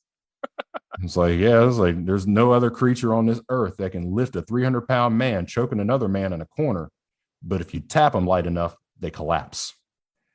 Yep. Mankind took that back body drop on the exposed concrete floor. Whew, man, that man is nuts. Like, I'm convinced that Mick Foley is made of like adamantium, dude. Like, this dude has taken so many just crazy, bumps, stupid bumps, and does it for the love of the sport. Yep. And it's just, it blew me away to see him not. I mean, basically, Taker kicked him in the face the first time with the chair, then proceeds to hit him in the back with it. And a little later in the match, with the same chair, gives him a stiff headshot. Like, yeah.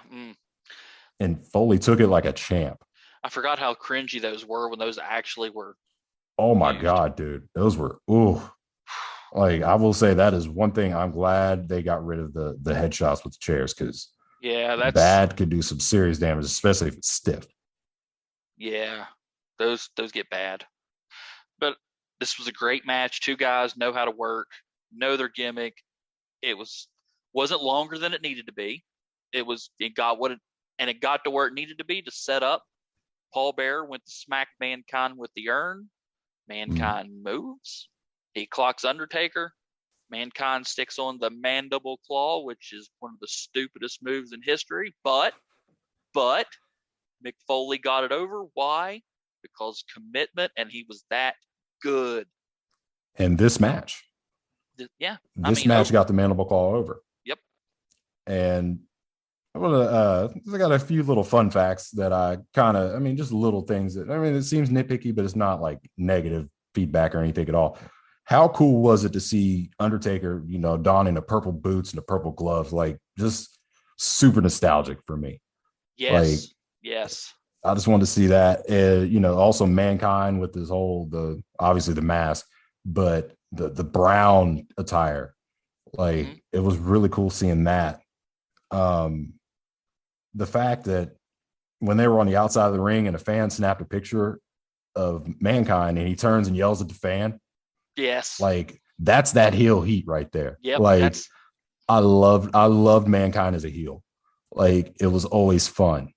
And especially back then, because by this point, unless you were a hardcore wrestling fan or just had some random access to Japanese wrestling at the time, you didn't know who Cactus Jack was. You know what I mean?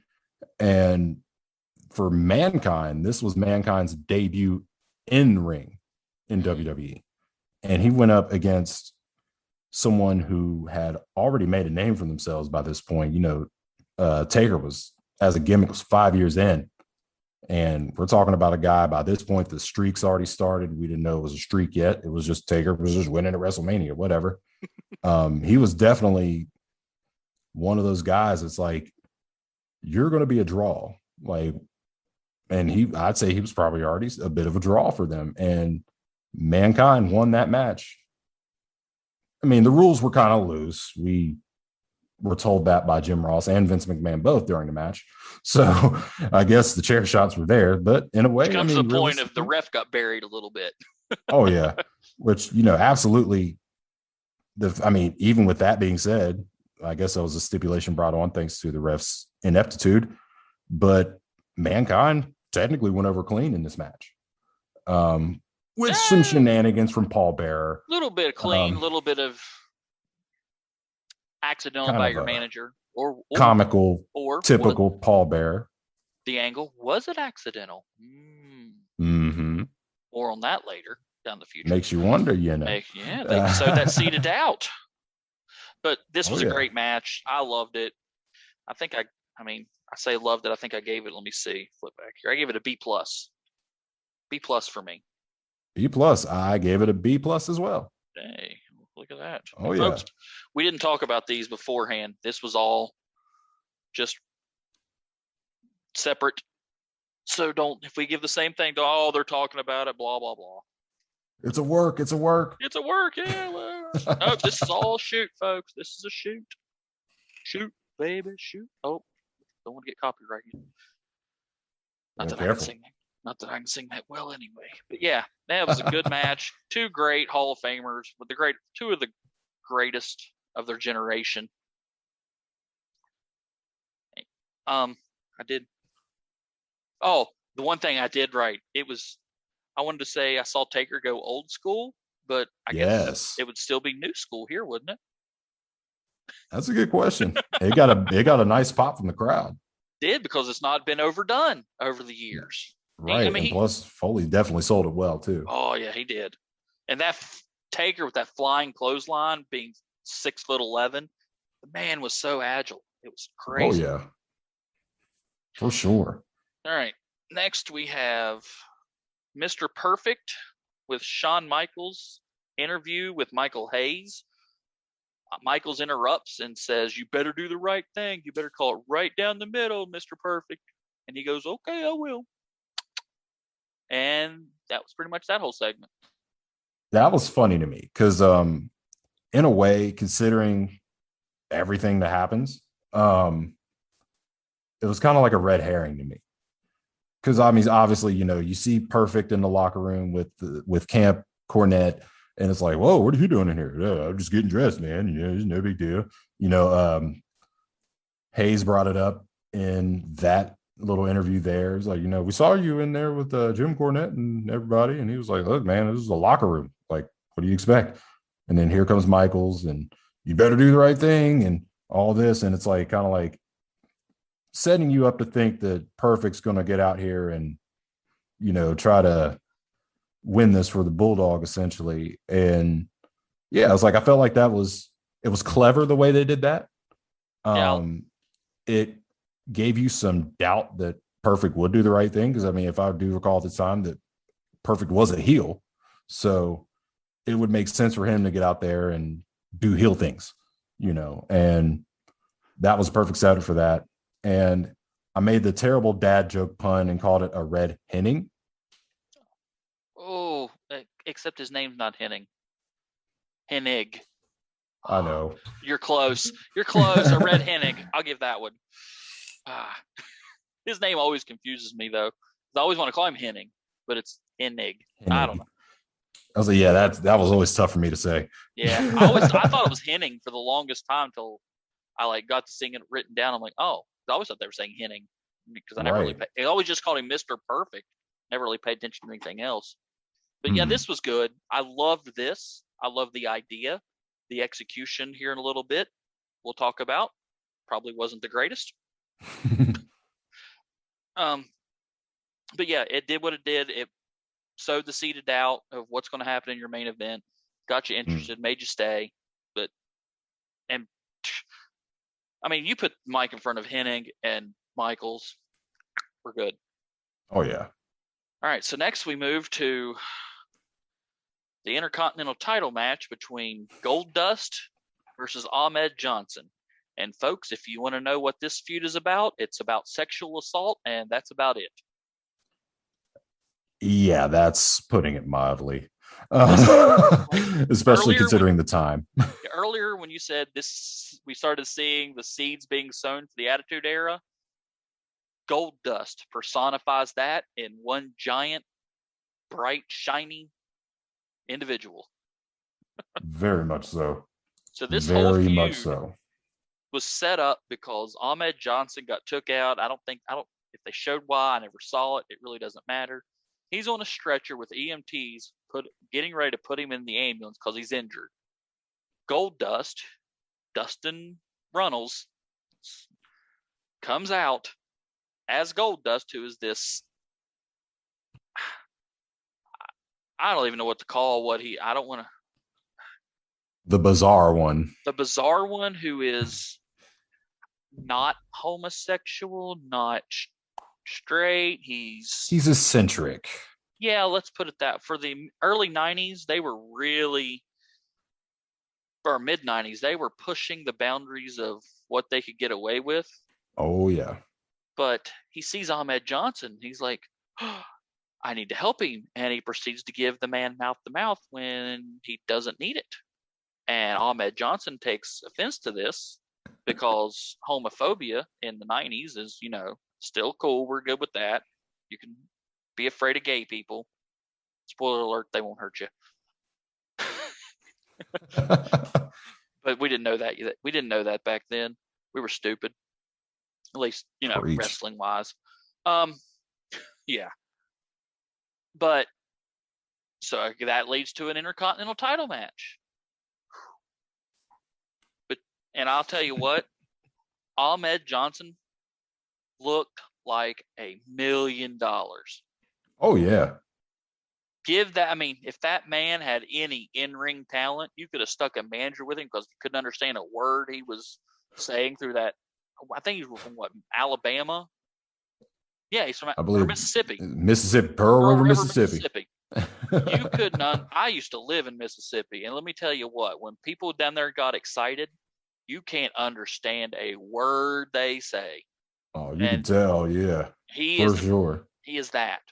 Well, me and my wife used to travel for her job, and we moved to. We're from West Virginia. We sound like you can hear me talk. We sound hillbilly, redneck, Appalachian, whatever you want to call them. We moved to South Carolina, right outside of Columbia. First night there, we didn't have a chance to go. We just drove down, haven't even had a chance to go to the grocery store. We go to the Bojangles to order our food. Pull up to the drive-through, and the lady comes over the microphone, and I had no idea what she even said. It was Charlie Brown's teacher. Wah wah wah wah wah wah wah wah. No idea. I just started ordering, and then she went wah wah wah wah wah wah wah wah, and I'm assuming that meant how much it was and pull around. But I never understood one word that woman said on that thing, and that's Ahmed Johnson's promo to me. Wah wah wah wah wah wah wah wah wah. Huh? What? Yeah. But like I said, he's big, he's muscled, has a good. Those pants, for some reason, they look like the precursor to what teenagers wear now, where they're all cut out. Mm-hmm. But he made it work. It's a good gimmick. Oh The yeah. Pearl River Plunge is one of the greatest finishing maneuvers I will put up there of all time. Yes, I agree. It's one of my Okay, favorites. let me back off that statement. Most underrated looking finishing maneuvers of all time. Let me put it that way. That's fair. That's fair. And those of you who don't know what it is, it's basically just a double underhook power bomb, sit out power bomb, and it was great. And the Pearl River Plunge, good name for it, because he's always billed as being from Pearl River, Mississippi. Mm-hmm. But this match, oh my I goodness! want to say before we talk about the match, let's talk about that entrance because I forgot about that. Yeah, to this day, they're like I've seen video of it. Obviously, watch King of the Ring, so you see it there, and I mean even countless gifs or gifs if you prefer. that's peanut butter. And and it's just funny because when you first watch it, you almost think that these guys who are, the little door squire dudes probably don't expect it. But at the same time, it's like looking back, you can kind of see it's like, yeah, this was supposed to happen. But regardless, it's still funny because I think he might have beat his music to the door. It was because he just comes blasting out. Yeah, that was good. To the ring. And those two just fly. It was hilarious, and I loved it, and I will always love it. Yeah, that was a good call too, because it showed I ain't waiting for music. I ain't waiting for the doors. I am going to get that guy.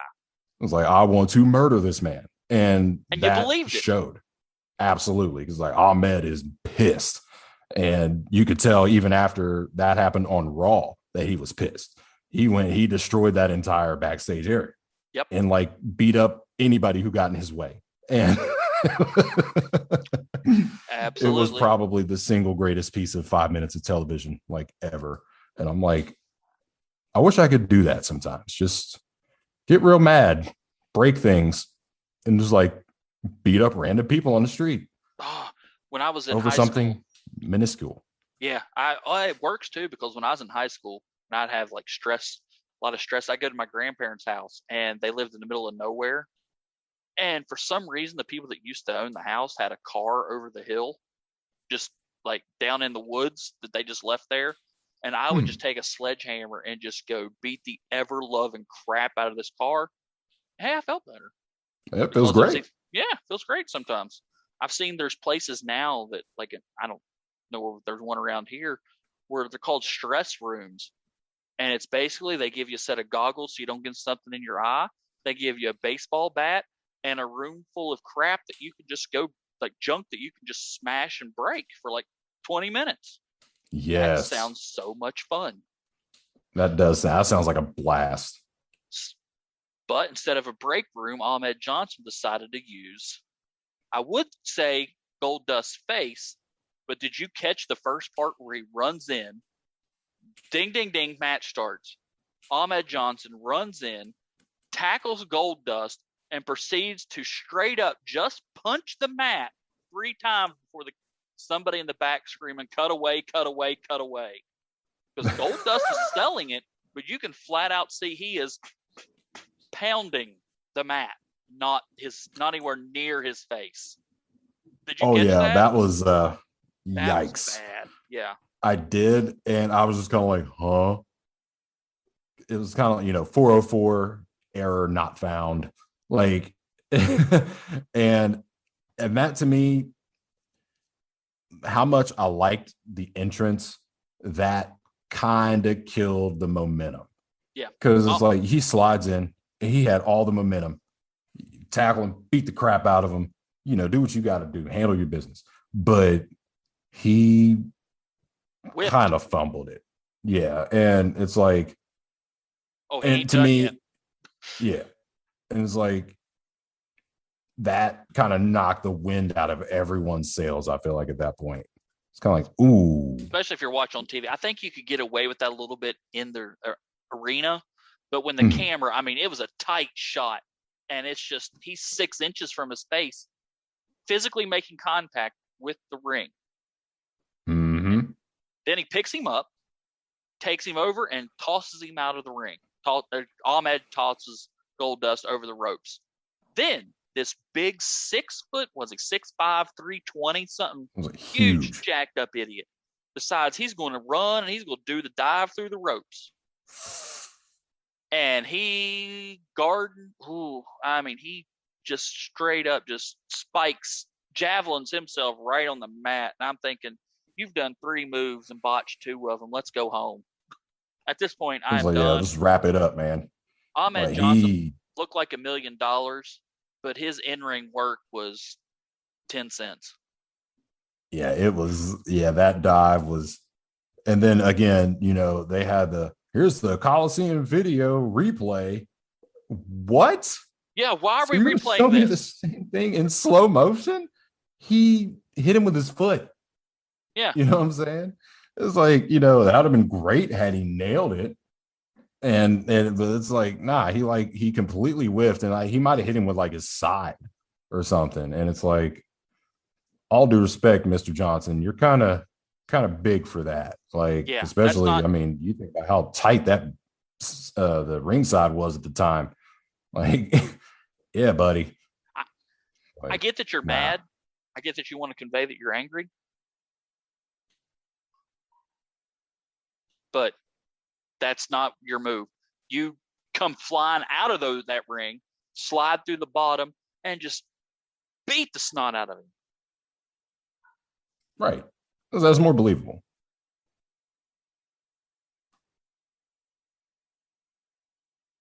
And why would you jump at that size? Why would you jump over the ropes? I don't know if he called that on the spot.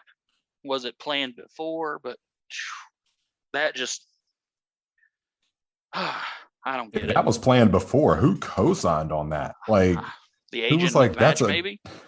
I don't know. That's a brilliant idea. Let's send this like 6'8" dude through the ropes. That's a great idea. I will come back. I will retrograde if he never ever does it again. And this is like the one time where he got mad enough to think about that. I might be okay with that. But if he ever does that again, I'll bury it. Yep. Fair enough. But I kept thinking through this whole match, we got Dusty Rhodes' son. Great, he's always, still to this day, this guy still wrestles. Mm-hmm. Great worker. How great would he have been with a different gimmick? I know he put his heart and soul in this and told Vince McMahon he was willing to get breast implants. Mm-hmm. But how great could Dustin have been with an actual grandson of a plumber gimmick? Oh yeah. I don't know. Just but for some reason, I don't know why, Ahmed Johnson goes over in this match and is a new Intercontinental Champion. Yep. And the way he got there was entertaining, with, the sleeper hold, his arms up, 1, pick it up again, 2. And for some bright reason, Goldust is like, oh my God, I need to help this man. And proceeds to give him CPR, mouth to mouth, again. And got a huge pop from the crowd, huge reaction. Ahmed Johnson proceeds to grab this man's throat. Beats the ever-loving dog snot out of him. Spine buster, Pearl River plunge, 1, 2, 3. And that right there, I was like, okay, that salvaged the match for me. Yeah, and I do like the finish, the way it did. Because the finish was great. If you're going to end that feud if you're going to end that match for that reason, that was the right call. That was a good call. Oh, absolutely. And I think plus at this time too, like they were trying their hardest to push Ahmed Johnson to the moon. Yep. And it didn't pan out. You look at guys who, especially with the IC title, like that's a prestigious title. I mean, it doesn't seem like it today, but back then, you look back then, this was your number 2 guy. Yeah, was usually your number 2 babyface. That was your starting point, basically. That was your point. Just like, all right, you're the IC champion right now. 6 months from now, you'll be hoisting up the company gold. You're going to be the guy. And it's just outrageous. Like the men who held that title, who have gone on to have, I can't even find a word good enough to describe the careers. Spectacular, we'll say. Spectacular. And now it's a pre-show match. Yeah, it's like, oh, we got the Intercontinental title. It's a dark match, but you guys can't see it. But, this guy won.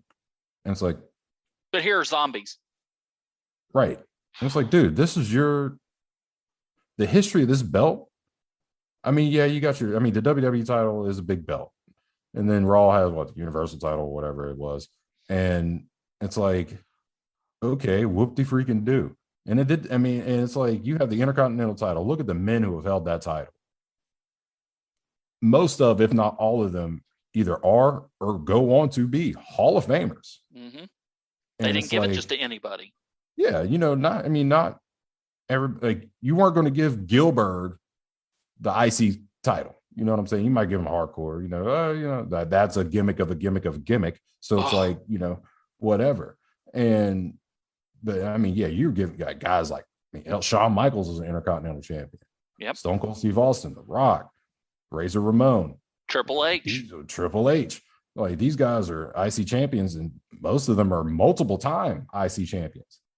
And that belt is basically like, look, you've handled this storyline. You got this title. Give yourself some time. Beat some of these top guys. We'll see you at WrestleMania, pal. Or whatever, dude. And obviously, since we're talking about Goldust and Ahmed Johnson feuding over it, sometimes there was a couple whiffs where you would, okay, maybe this guy we thought he was, maybe he's not, like a Scott Hall or Ahmed Johnson. Goldust was never going to be the guy because of the gimmick. Mm-mm. Could Dustin Runnels, or if you want to call him Dustin,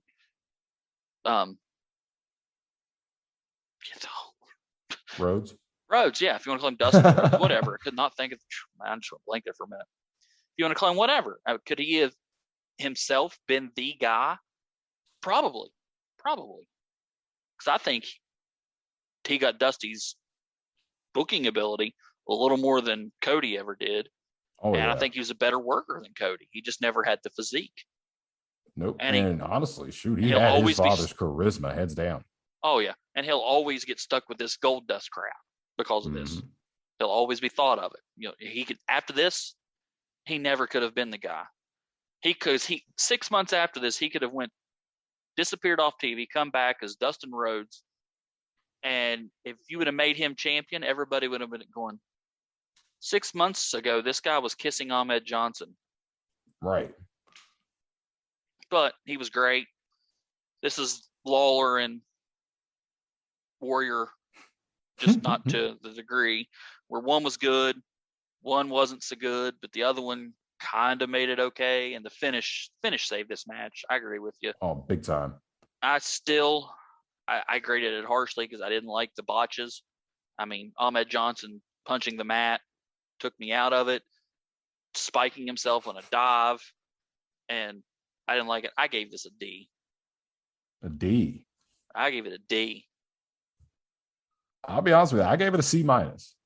Well, I gave it a C minus. Like, I mean, honestly, I'll be truthful with you. The running through the doors gave me, like, it got bonus points for that because the start of the match, it's like, ooh, this story is going to be good. We get to see this resolved. Ahmed Johnson gets his retribution. And yeah, like you said, kind of fell flat on that. But,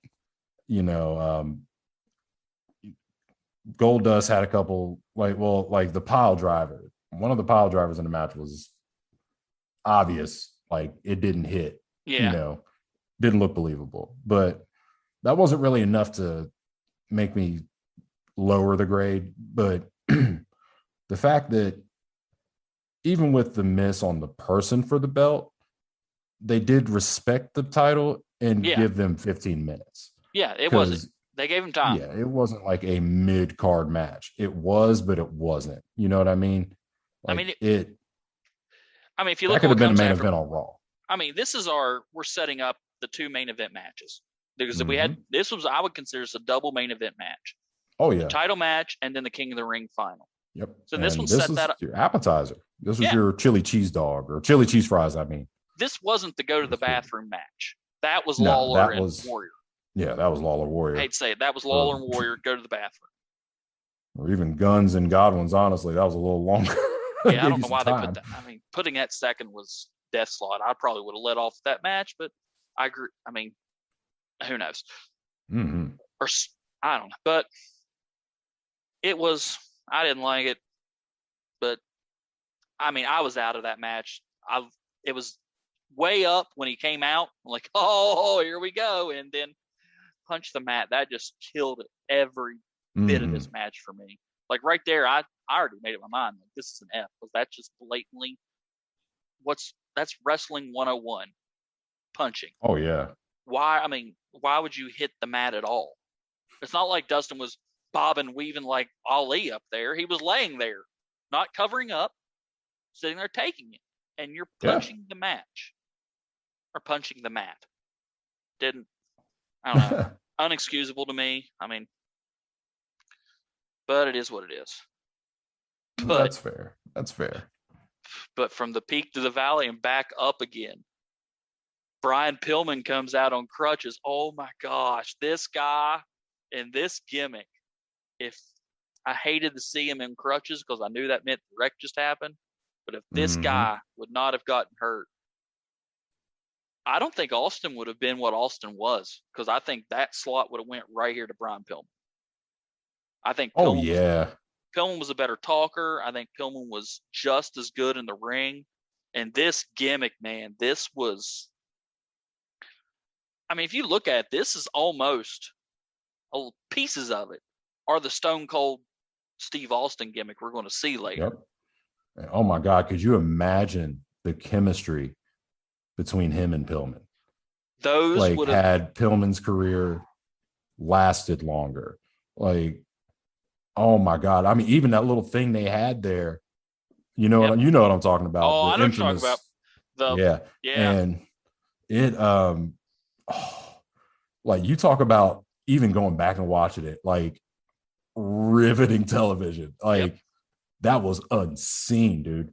And even in this promo / interview with JR at ringside, I don't know what to call this thing.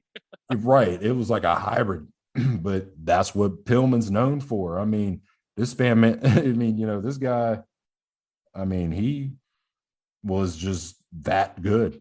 This and is it's probably, like, no, this is probably in history one of the best worked gimmicks I've ever heard of in my life.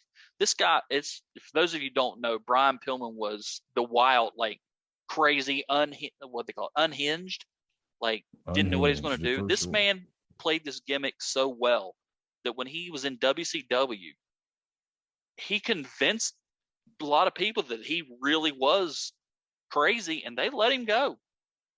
Still to this day, people think that there's a story with him and Bischoff, which we can get into at another point, but Bischoff's trying to retcon that these days. But here's a clue: you don't let a guy like Brian Pillman go to sabotage the other company. Doesn't happen. But this interview was just him big nuts. They let him curse a little bit because he's crazy. I mean, Vince apologized. Yeah, I apologize for that. We're so sorry about that. I'm like, first off, it's pay-per-view. You're not on network right now, so shut up. Which, spoiler alert, he'll do the same thing on Raw, network or not. That's his gimmick. You don't know what he's going to do. This really, again, like I said earlier, started sowing the seeds of the Attitude Era. Was this real? Was this a shoot? That was his whole gimmick? Was it kayfabe or was it shoot? And that's been his gimmick for a long time. And those eyes, man, that's what I wrote. I wrote those eyes, ... That was my whole thing on this. I wrote Pillman with JR. Spoiler alert, gave it an A. And I wrote those eyes, ... I mean, go back and watch this and just look at his eyes, man. He would convince you he was crazy, like, for sure. Like, it's like, yeah, that was his whole gimmick in WWE. Loose cannon. And now 25 years later. Sheesh. Yeah. And now loose cannon, that's what they kept calling him. Couldn't remember what the exact term they kept using. And now 25 years later, you go back and look, and Brian Pillman, I mean, just, they said it off camera, like the gentle, sweet guy who liked some things outside of the ring that he probably shouldn't have. Well, women, but that Dark Side of the Ring episode was great. By the way, if you guys haven't seen Dark Side of the Ring, go watch those things. Those are great. Definitely. But it was just a short interview. It was a 30-second, 45-second interview with JR that got Pillman over. Like I said, I gave this a straight up A easily.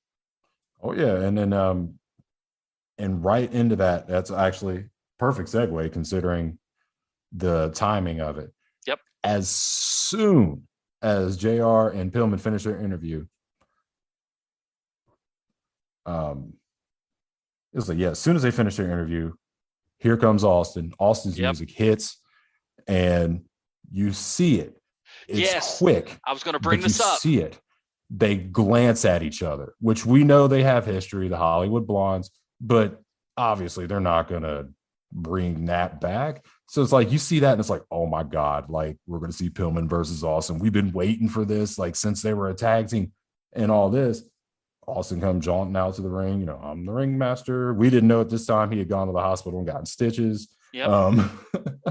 I wrote in my notes, Pillman and Austin Easter egg. Love it. Mm-hmm. It was beautiful. It was great. Yeah, like you said, Austin got started. Like you said, Austin got stitches, which we didn't realize that's why he was busted open in that first match. Hardwayed 16 stitches in his mouth. And the fact that he's about ready to make a promo with 16 stitches in his mouth. Yeah. Oh yeah. Wonderful stuff. We'll get there. We'll get there. Yeah, I was like, yeah, that's we'll get to that. And of course, we were backstage, we talked to Gorilla Monsoon, and he's gonna let Jake the Snake, all that jazz happens. Here comes Jake the Snake, obviously favoring his ribs like a good broken rib dude should, and They're all taped up. all taped up. Austin says, "Screw this. I'm not waiting. I'm going to kick your behind outside this ring real quick," and proceeds to do just that. And the way it was set up, I mean, Austin knew that, his ribs were hurt. And it's like, yeah, I'm going to do what Austin does, and I'm going to hurt you even more. Mm-hmm. And the match was a little longer if you count that, but I know they don't count that. They count when the bell rings. Yeah. So it was like, of course, the match wasn't very long. It didn't to no need to fault be. of either person. Yeah, and it And really it shouldn't didn't have been. Nope. It was exactly what it should have been. It was a straight squash. Jake got in what? Straight squash. 2 kicks and a punch. 2 kicks and a punch. And the punch hurt him. Think that, yeah. Yeah. And I think they timed it perfect with bringing WWF president Jack, too late, Gorilla Monsoon out, and having him like come up to the ring. Looks like he's about to tell Jake, "Look, man, you're done." He said he would if he needed to, but he didn't need to. Austin was like, "Don't worry, President, I got this." Yep. And I mean, yeah, like you said, that one ended the way it was supposed to. And I mean, yeah, like this at this point is where age does come in for Roberts, because it's like, this man's 41, and how big of a push are you expecting to give a 41-year-old man who was definitely on his way out at that point? Yeah, definitely. And I think they were making that pretty plain. Oh, yeah. I wish I would have kept a track of every time they mentioned how old Jake is, and Owen burying him. He's 81 years old. Right. And it's not like it was some like ceremonial passing of the torch. And that's no disrespect to Jake the Snake at all. I enjoy Jake the Snake in his prime. He was a hell of a performer in his time. He was, but he was never the guy. He was never the guy. And he wasn't going to be. No. And honestly, that I think is what made me respect him more as a wrestler. And I've always liked guys like that. Like these guys who, they might get a taste of being one of the upper guys in the company for a while, but ultimately they're going to end up in the mid card, but you're okay with that because you know who they are. That's why honestly, like at the convention last week, Kevin Nash was there. I was like, cool. I saw him. I didn't take a picture with him or anything.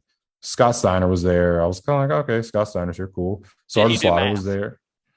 Oh God, I wish I'd have talked to him. Because I'd have asked him. I was like, dude, like, we need to talk about your math. Like, I'm not great at math. You inspire me. Greatest promo ever, because it is just such a train wreck. Oh, yeah. I love it, dude. Who else was there? Sergeant Slaughter was there. And that was cool. It was cool seeing him. He had his drill sergeant hat on. Everything was awesome. But I didn't know that Al Snow was going to be there. And when I tell you, like, I had a fanboy moment, and my son went up and talked to him. And I'm like, oh my God, my son's talking to Al Snow. Like, I'm marking out big time at this. And I chatted with him for a little bit, real down to earth dude. And I kind of casually, awkwardly asked for a picture, how much it would cost. $20. Yeah, I'll pay $20 to get my picture with Al Snow in head. Are you insane? Anyway, sorry. I say that to say this. That was basically Jake the Snake for me in the new generation era. Of WWE. Every roster needs solid mid card guys to make the top of the card look better. Yes. Not everybody's going to be a Rock. Not everybody's going to be an Austin. But there's nothing wrong with being, let's say, a Road Dogg, a Billy Gunn, good tag team. Mm-hmm. The person that's, to me, just personifies great mid card, D'Lo Brown. D'Lo Brown, yes. That guy was nothing special. The gimmick was there. He could talk a little bit. He could work his rear end off. Mm-hmm. His matches were always going to be good. And you need that. Oh, yeah. You could put him in against anybody, and you could put him in against a young guy, let's say, like you could put him right now. Well, he's not there yet, but you could have put him in against like an Austin in this match, or tomorrow night on Raw. Put him against D'Lo. let Austin beat him, and he'd still be fine with that. That's Oh you yeah. need those guys. Oh Not yeah. And I everybody mean, should win every match. plus I know there for a while he was the European champion, and that gimmick was great. The chest protector. We'll get there. We'll get there, folks. We're getting ahead. We're getting ahead. But this match. Says apologize. Yeah, we go off on it. We went off a little there, but yeah, Jake's a middle card guy. Never was a top guy, but this is him kind of aging out of the company because Vince had already got rid of Hogan. Nash and Hall, they're not old at this point, but they just went to take more money. But Hogan's gone, Savage is gone, like we said. This was Jake leaving, and this was all to put Austin over and to make him setting him up. And this was long-term booking at its finest because this was to put Austin in his spot to be the next guy, the guy. Mm-hmm. And I don't think they realized just how much of the guy he was going to be. I think they wanted him to. I think they had aspirations of maybe getting him to the top of the card, maybe vying for the title, but I don't think he was ever supposed to be the guy and start to say like Shawn Michaels who, Bret Hart who, Taker who. Right. I mean, never Taker who, but you get to the point where he's going to be the face of the company, the biggest draw, probably the biggest superstar in wrestling history. Nobody saw that except for one man. And that was Jim Ross, because he said, and I quote, "This is only the beginning of what Stone Cold can do." And I'm like, man, you could not have called that more perfect. I mean, I know it's just a throwaway line from commentary, but man, that was perfect. Oh yeah. It's kind of like, it was like generic, we're pushing this guy, quote, number 46, basically. Yeah. And prophetic. Mm-hmm. Oh yeah. But I didn't exactly classify this as a match. This was just straight up, Austin's going to win. Jake's hurt. He's going to show his heel side, beat him down. 1, 2, 3, stunner, bam. Or stunner, 1, 2, 3, bam. I gave it a B because, I mean, it was good, but it wasn't really a match enough it just did what it was really supposed to do. And I separated this in the promo, so. I was like, yeah, I did too. And I gave this one a C. Like, and a lot of it has to do with the fact that they did spend, the entire show just dumping all over Jake. And the fact that regardless, like, they should have gave him a little bit more, in my opinion. Now, and I get it with the ribs and everything like that. But I mean, Jake Roberts is a big man. Like, you know what I mean? Like, he was not small by any definition of the word. And it's like, he's your babyface, whatnot. And it's like, you want him to be your babyface. Give him a little bit of heart. It's like, he's got some heart. Even like, he's an older guy. He's 41 years old, duking it out with this young Austin. That goes back to why they should have put him over Vader and then injured the ribs in the post-match. You get more sympathy on him. That puts more heat on Austin. I mean, yep.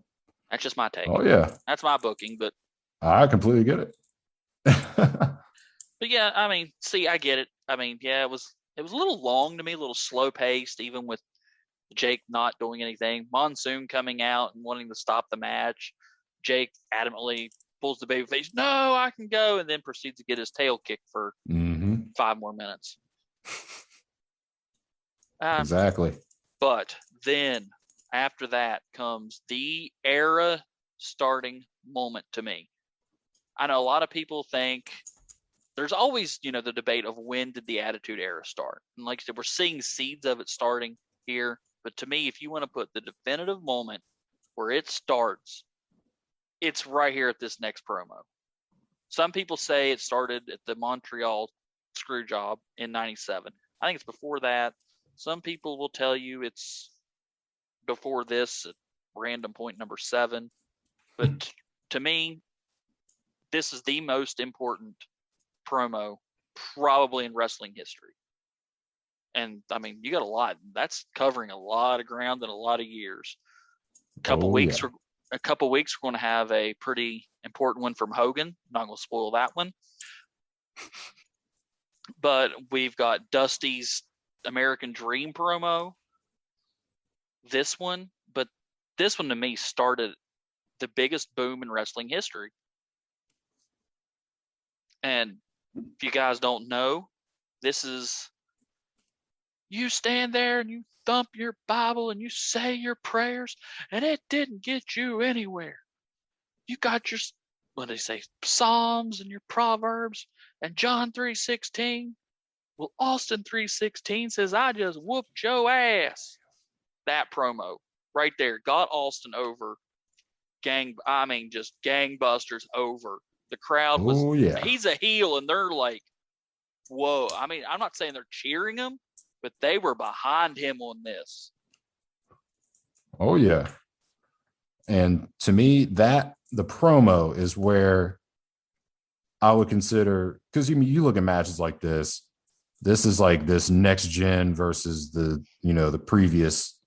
And it's like the match itself was a squash, and the promo in a way, because you think about it, that was Hogan's thing, you eat your vitamins, say your prayers and all that.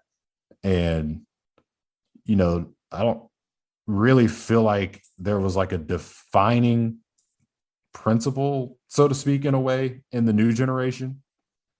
And with the kind of preachy gimmick that Jake had at the time, it seemed like it was kind of piggybacking off of that. And for me, it's like, yeah, Stone Cold coming in, saying what he said in that promo was like, look, he pretty much, in my opinion, with that promo, set the mission statement for the Attitude Era for the next basically decade of wrestling in a way. Because, I mean, even a lot, like, though they were watered down, some of that carried over into the Ruthless Aggression era as well. And it, like you said, it was the second great boom of professional wrestling. And we got so many classic moments, so many, like, we can look back at almost any point in the late 90s. And at some point you go back to wrestling, you could be talking about something completely different, and it comes back somehow to, I saw a commercial with Stone Cold on it, and he was talking about this. And that started that, and it brought wrestling back into pop culture. And honestly, I think it multiplied it from what it was in the 80s even. I mean, if you look at the 2028 president, Dwayne Johnson, he would not be in mainstream if it wasn't for this promo. You heard it here first, folks. Yep. I'm calling it. Even though I don't want to see any more actors in the White House. We've had too many. But agreed. We'll keep politics out of this. Trump sucks. But this crossed over. This was where the crossover in the mainstream happened. Nothing like Dwayne Johnson being in Hollywood, Stone Cold's hosting career of reality shows, which a girl from my high school actually won Redneck Island one year. That's awesome. Yeah. Oh, actually, I went to school with her since kindergarten. Yeah, she won Redneck Island. Wasn't that what it was called, Redneck Island or something? I think so. Yeah. Yeah, one of his reality shows she won. Shout out to Lindsay. Sure she's not listening to this, but still. It all comes back to this. This was the promo that just shot. I mean, they might as well, if they stuck a rocket up his rear end and lit it and got him to the moon, that would not have been high enough from where this promo got him. Oh no, yeah, they had no choice but to push into Andromeda after that. And wow, like, just, I mean, I guess, well, if we want to have like some sort of epilogue, I'll go into further detail about what I think, just like, what ifs and stuff. But this we can do that. Promo was just nothing short of a monolith. Yep. In this case, like, by this point, we're talking WWF 1996, Hall and Nash are gone. Hart's not there. Little did we know at this time, but that was Warriors' last in-ring pay-per-view in the WWF, WWE. Just all of this. And in all of that, you have this bright star from Victoria, Texas. And at the beginning, little did we know how bright that star was. And at this point, WCW is kicking WWF's rear end in ratings. Oh, yeah. Since absolutely. They started Nitro in 95, and I think it was they might not be I don't think they passed them yet, but they are coming up on them right now. And coming up on them quick.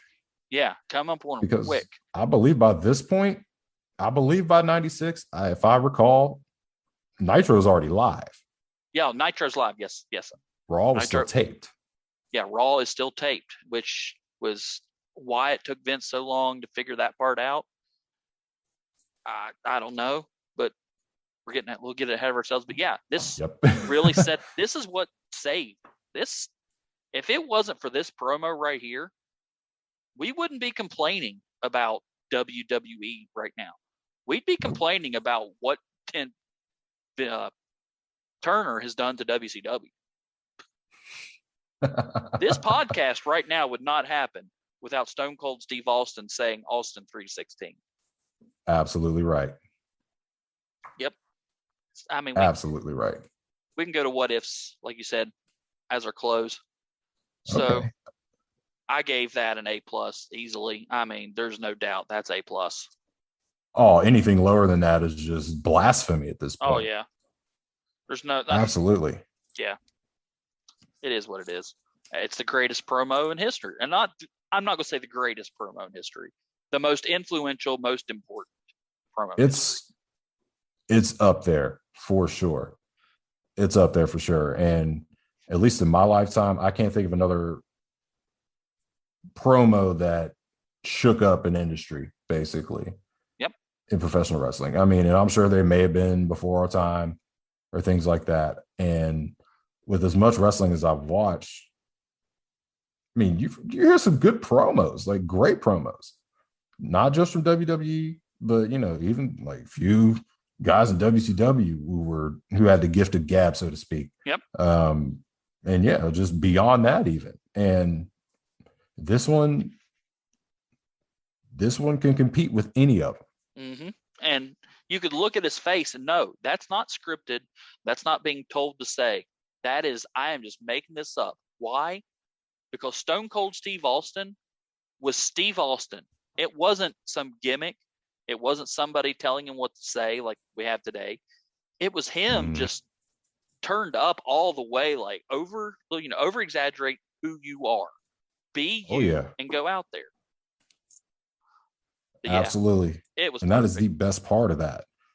And I believe Austin was even quoted as saying, like, nah, that was completely on the fly. Oh, yeah. You could look at him and tell him he was just coming up with that. And that line, man. Al loved it. That line is so perfect. Austin 316 says, I just whooped your ass. And Vince McMahon's sitting there listening to that. And if commentary booth was on video, you would see his little pupils turn into dollar signs going merchandise. Uh-huh. At that point, yeah, as soon as Austin 316, I was like, he's sitting there, yeah, Money Machine go. He probably looks over at JR off, knows his mic's not hot, and goes, that's good, pal. No, he was like, I'm going to be rich. Oh, yeah. Because absolutely, if I'm Vince McMahon, I might have said it on a hot mic. Like, oh my God, the money.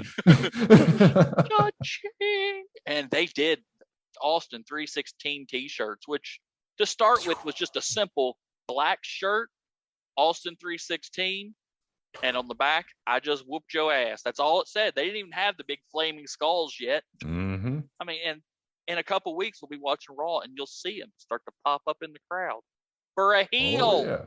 For a heel. Heels, and people, if you've not watched older wrestling, let me tell you, heels didn't sell merchandise. Why would you want to buy the bad guy's shirt? Right. That's what this is. not so much when it started, but when it took off.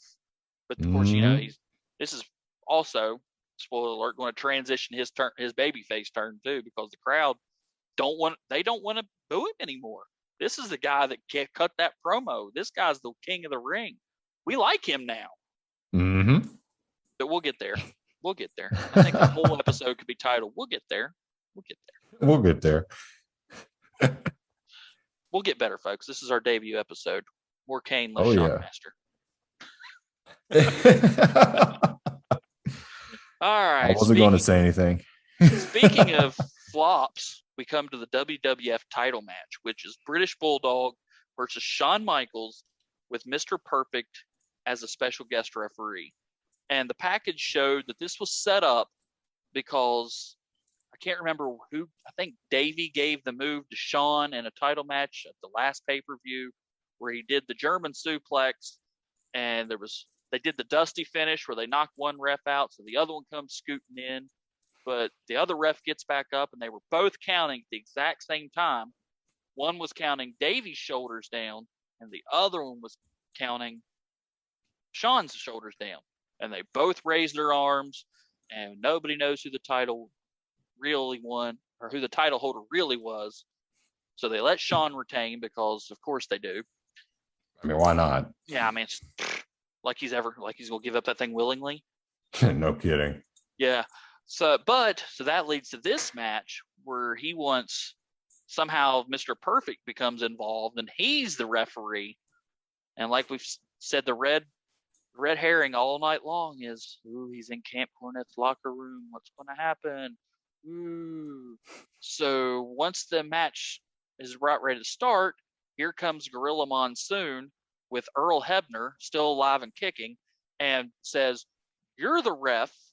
Folks, if you don't understand that joke, we had to cut a little bit because Arnold over here thought Earl Hebner was dead. We love you, Earl. Greatest ref. Sorry, Earl. Greatest attitude era referee. But so yeah, Monsoon brings down Earl Hebner and says he's the ref in the ring, and Mr. Perfect, you're going to be the ref outside the ring. And then we proceed to have about a 20-minute match. 20. About 20. Is that what it was? Yeah. Or was it not even that long? It was almost a half hour long. Okay. So, yeah, so we proceed to have a half-hour match where Mr. Perfect walks around the ringside and does absolutely nothing. He didn't factor into the decision. Earl didn't get knocked down, and he runs in and counts the pin. It was just, I will say the one thing about the match itself. The match itself was great. We got two great workers. Shawn Michaels was one of the greatest in-ring technicians ever.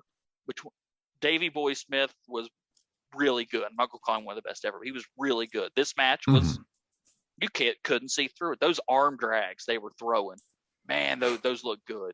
But the move of the match, the move of the pay-per-view for me was Shawn Michaels skin the cat, head scissors, throw Davey out of the ring. Did you catch that? Yes. That was beautiful. I mean, totally not believable because I don't think Shawn Michaels' legs are strong enough to throw Davey Boy by his neck like that. Absolutely not. But the athleticism, and it looked really good. But it looked amazing. The match was great. It looked flawless. They went back and forth. Shawn kept trying for the super kick a couple times, and Davey would dip, dodge, duck, and dodge again. Dip, duck, dive. What am I missing? Dodge. I need to watch the movie again. Dodge and dodge. Yeah, that's right. Two dodges. That's why I'm the fifth one. But anywho, I need to watch Dodgeball again. Great movie. But great movie. This match is all about the WTF finish. What were they going for?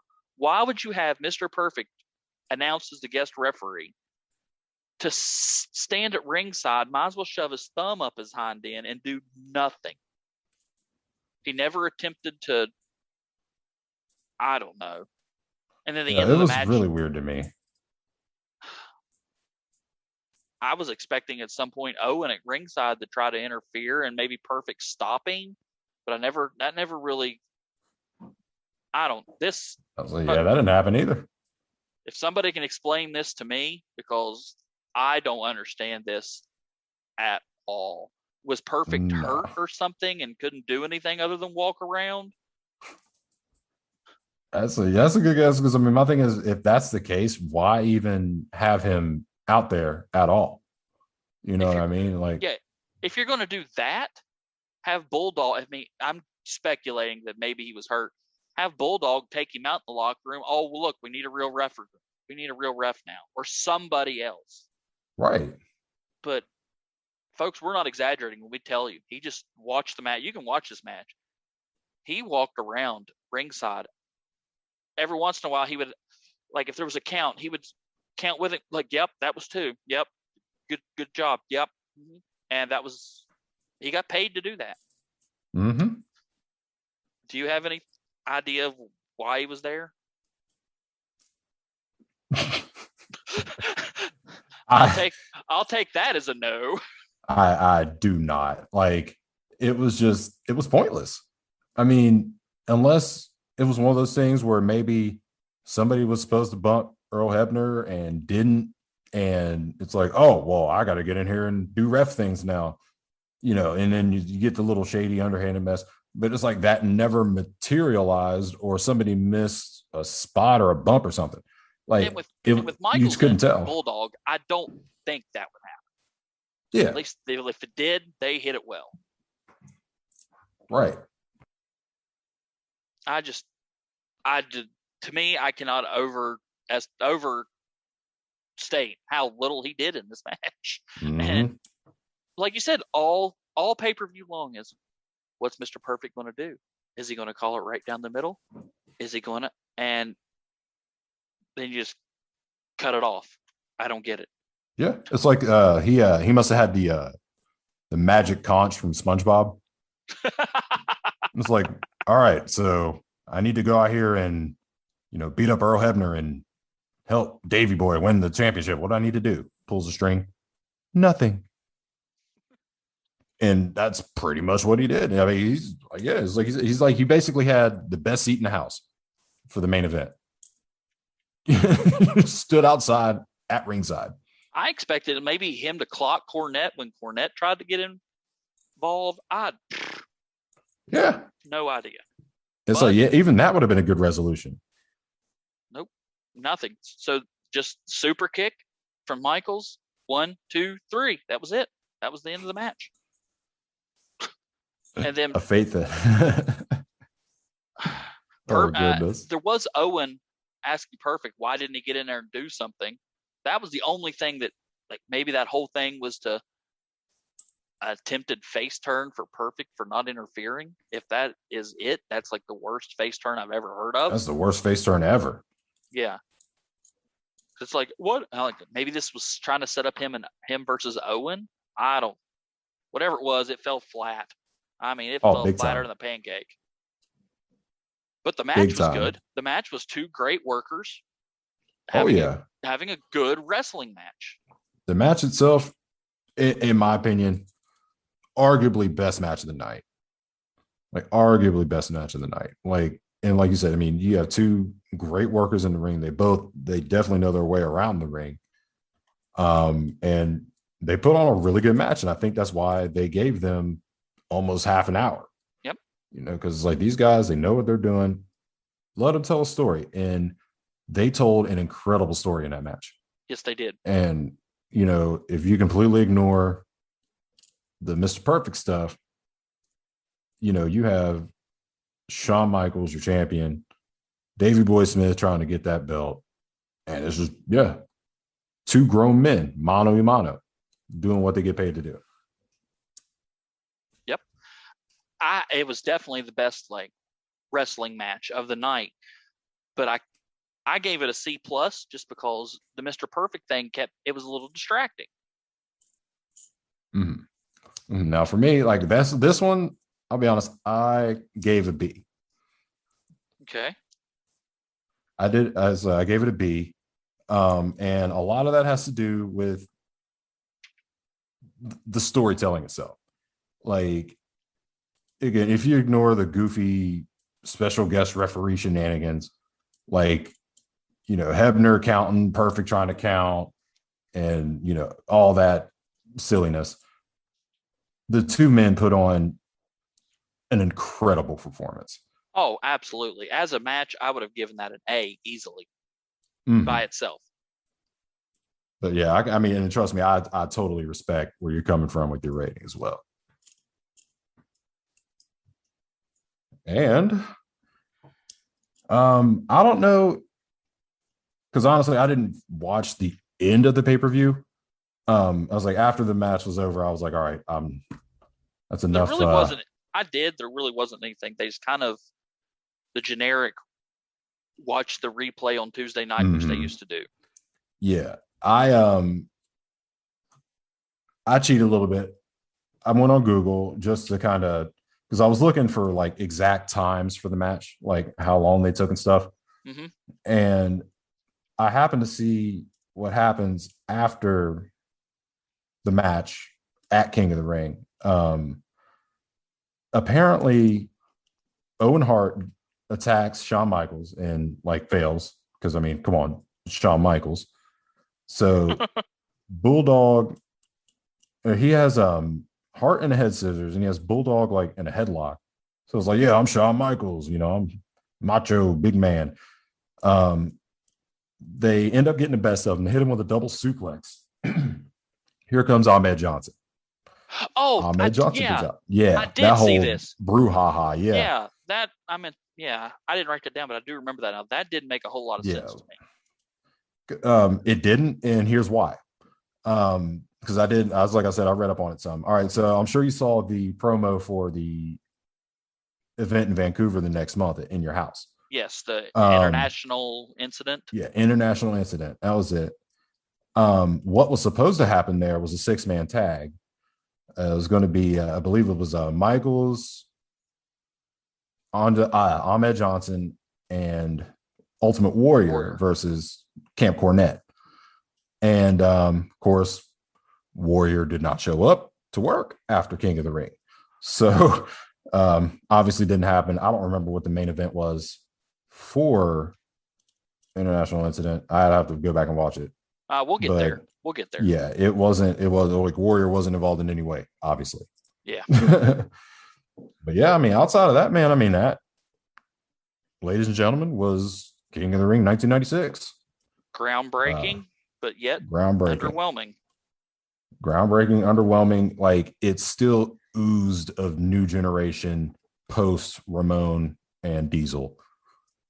Yeah, because they had just left not too long ago, about a month before, right? Yeah.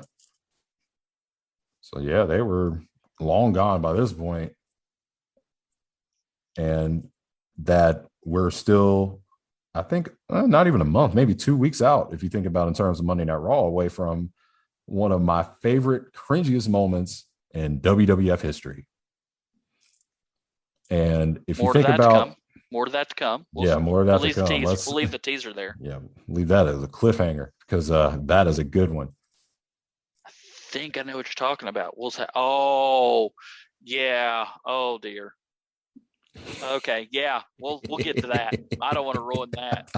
Yeah, let's leave that as a tease, because oh man, talk about some comedy. That is it right there. Yep. Mm-hmm. But yeah, right. I did our grade. I averaged our grades up, and we probably should talk about this at the beginning of the podcast. But if you've made it this long, what we do is we give each segment a grade, like a school grade, A, B, C, D, or F. And each show, each Raw, we're going to do Nitro. We're going to do pay-per-views of WWF and WCW. And they're going to get an average grade. And this one, I get averages overall to a C+.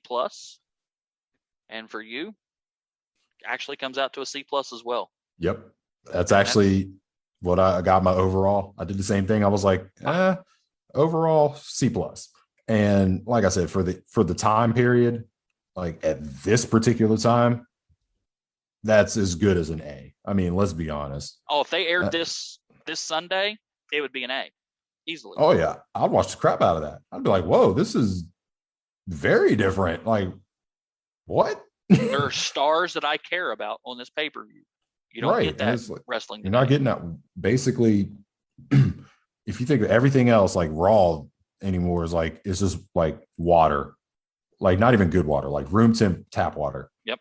And you get the pay-per-view where they add a little spritz, they give you ice. It's the same stuff, but you get ice. So it's a little cooler, a little more crisp. And then it's right back to, well, here's your regular tap water that's been sitting out all day. And yeah, you didn't get that. And it was literally like Vince McMahon would always say, you never know what's going to happen. And actually meant it. And there was King of the Ring 96 was proof of that. On this pay-per-view, how much absolute just stupid stuff that you wouldn't believe happened on this match? Or on this card? On this card? Nothing. It was no. Everything was, this guy's mad at this guy for this reason, and they're gonna fight about it. It wasn't let's have a lumberjack match with zombies. Yeah. This was wrestling, mostly. It wasn't total sports entertainment. Now, once we go and start watching WCW, you will quickly realize that this is sports entertainment and that the other one's more wrestling. But compared to today, this is 84 Mid-South. Oh, yeah. Like, yeah, compared and you could tell this, I will give the new generation credit for this. And it's, if the 80s WWF scene was kind of like, if you think about it, it was like, especially late age, Hogan was super stud and all that. We're talking, it's basically a territory on steroids at that point. The new generation kind of throw shades of that territorial kind of promotion, but because I mean, Raw was only there, in Manhattan by this point, and it seemed real territorial, but they were starting to get a little more, out there, doing shows other places and stuff.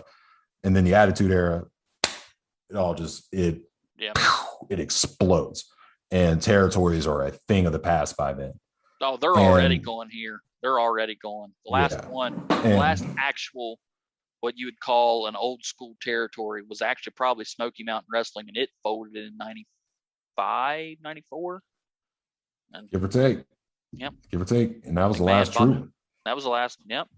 That's why when WCW started on Monday nights, that was we got something else to watch. From 90 to 94, WCW was there, but they were nothing.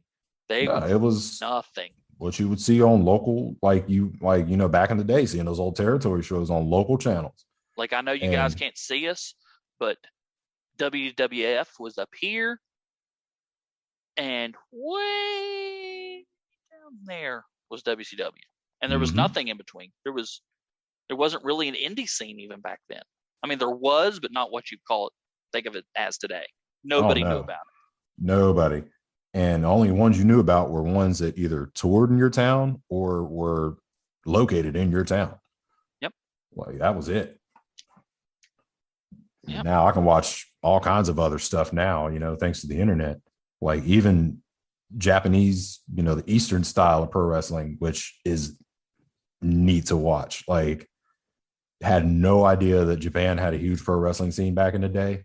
No, never heard. You hear about a few guys might come over from Japan. Like, I remember watching Taka Michinoku, Muda, Funaki, Muda, Jushin Liger. Just wow, and these guys were impressive. And we never even realized that these guys were, like, earlier in the night, not so much what we're watching now, would do tours in Japan. We never even realized it. Yeah, never knew it. They get written off here and go for a month in Japan and wrestle for tons of money. Tons of money. And then like these guys, Vader was a good one. Mick Foley made his name in Japan. Yep. Like, oh yeah. And like, you think about guys like Muda, Taka Michinoku, just naming a couple of Japanese wrestlers, Jushin Liger, like these guys would come over here. And I mean, from hardcore fans, they'd get a pop like, oh snap, like, I watched you. But other than that, for the most part, they were like mid-carders here. But you go over to Japan and you see these guys, they're like headlining in the Tokyo Dome and stuff like that. And yeah, so it's like, I guess they never thought that we would understand the Eastern style, but it's some entertaining wrestling. Yep. But that was King of the Ring 1996. King of the Ring 1996, ladies and gentlemen. If you made it this far into our maiden voyage of the AEWR podcast, we thank you guys for stopping by and hope to see you next time when we discuss Raw, the aftermath. And Nitro. Forgot about Nitro. Thank you. Yeah, we're Raw and Nitro. Raw and Nitro. Good call. Because that would have been fun. Well, yeah, Raw was great. And then dead silence. So did you watch Nitro? Watch what now? No, I'm just kidding. I'm just kidding. But as always, folks, see you guys next time. Take care of yourselves. Take care of each other. We are out.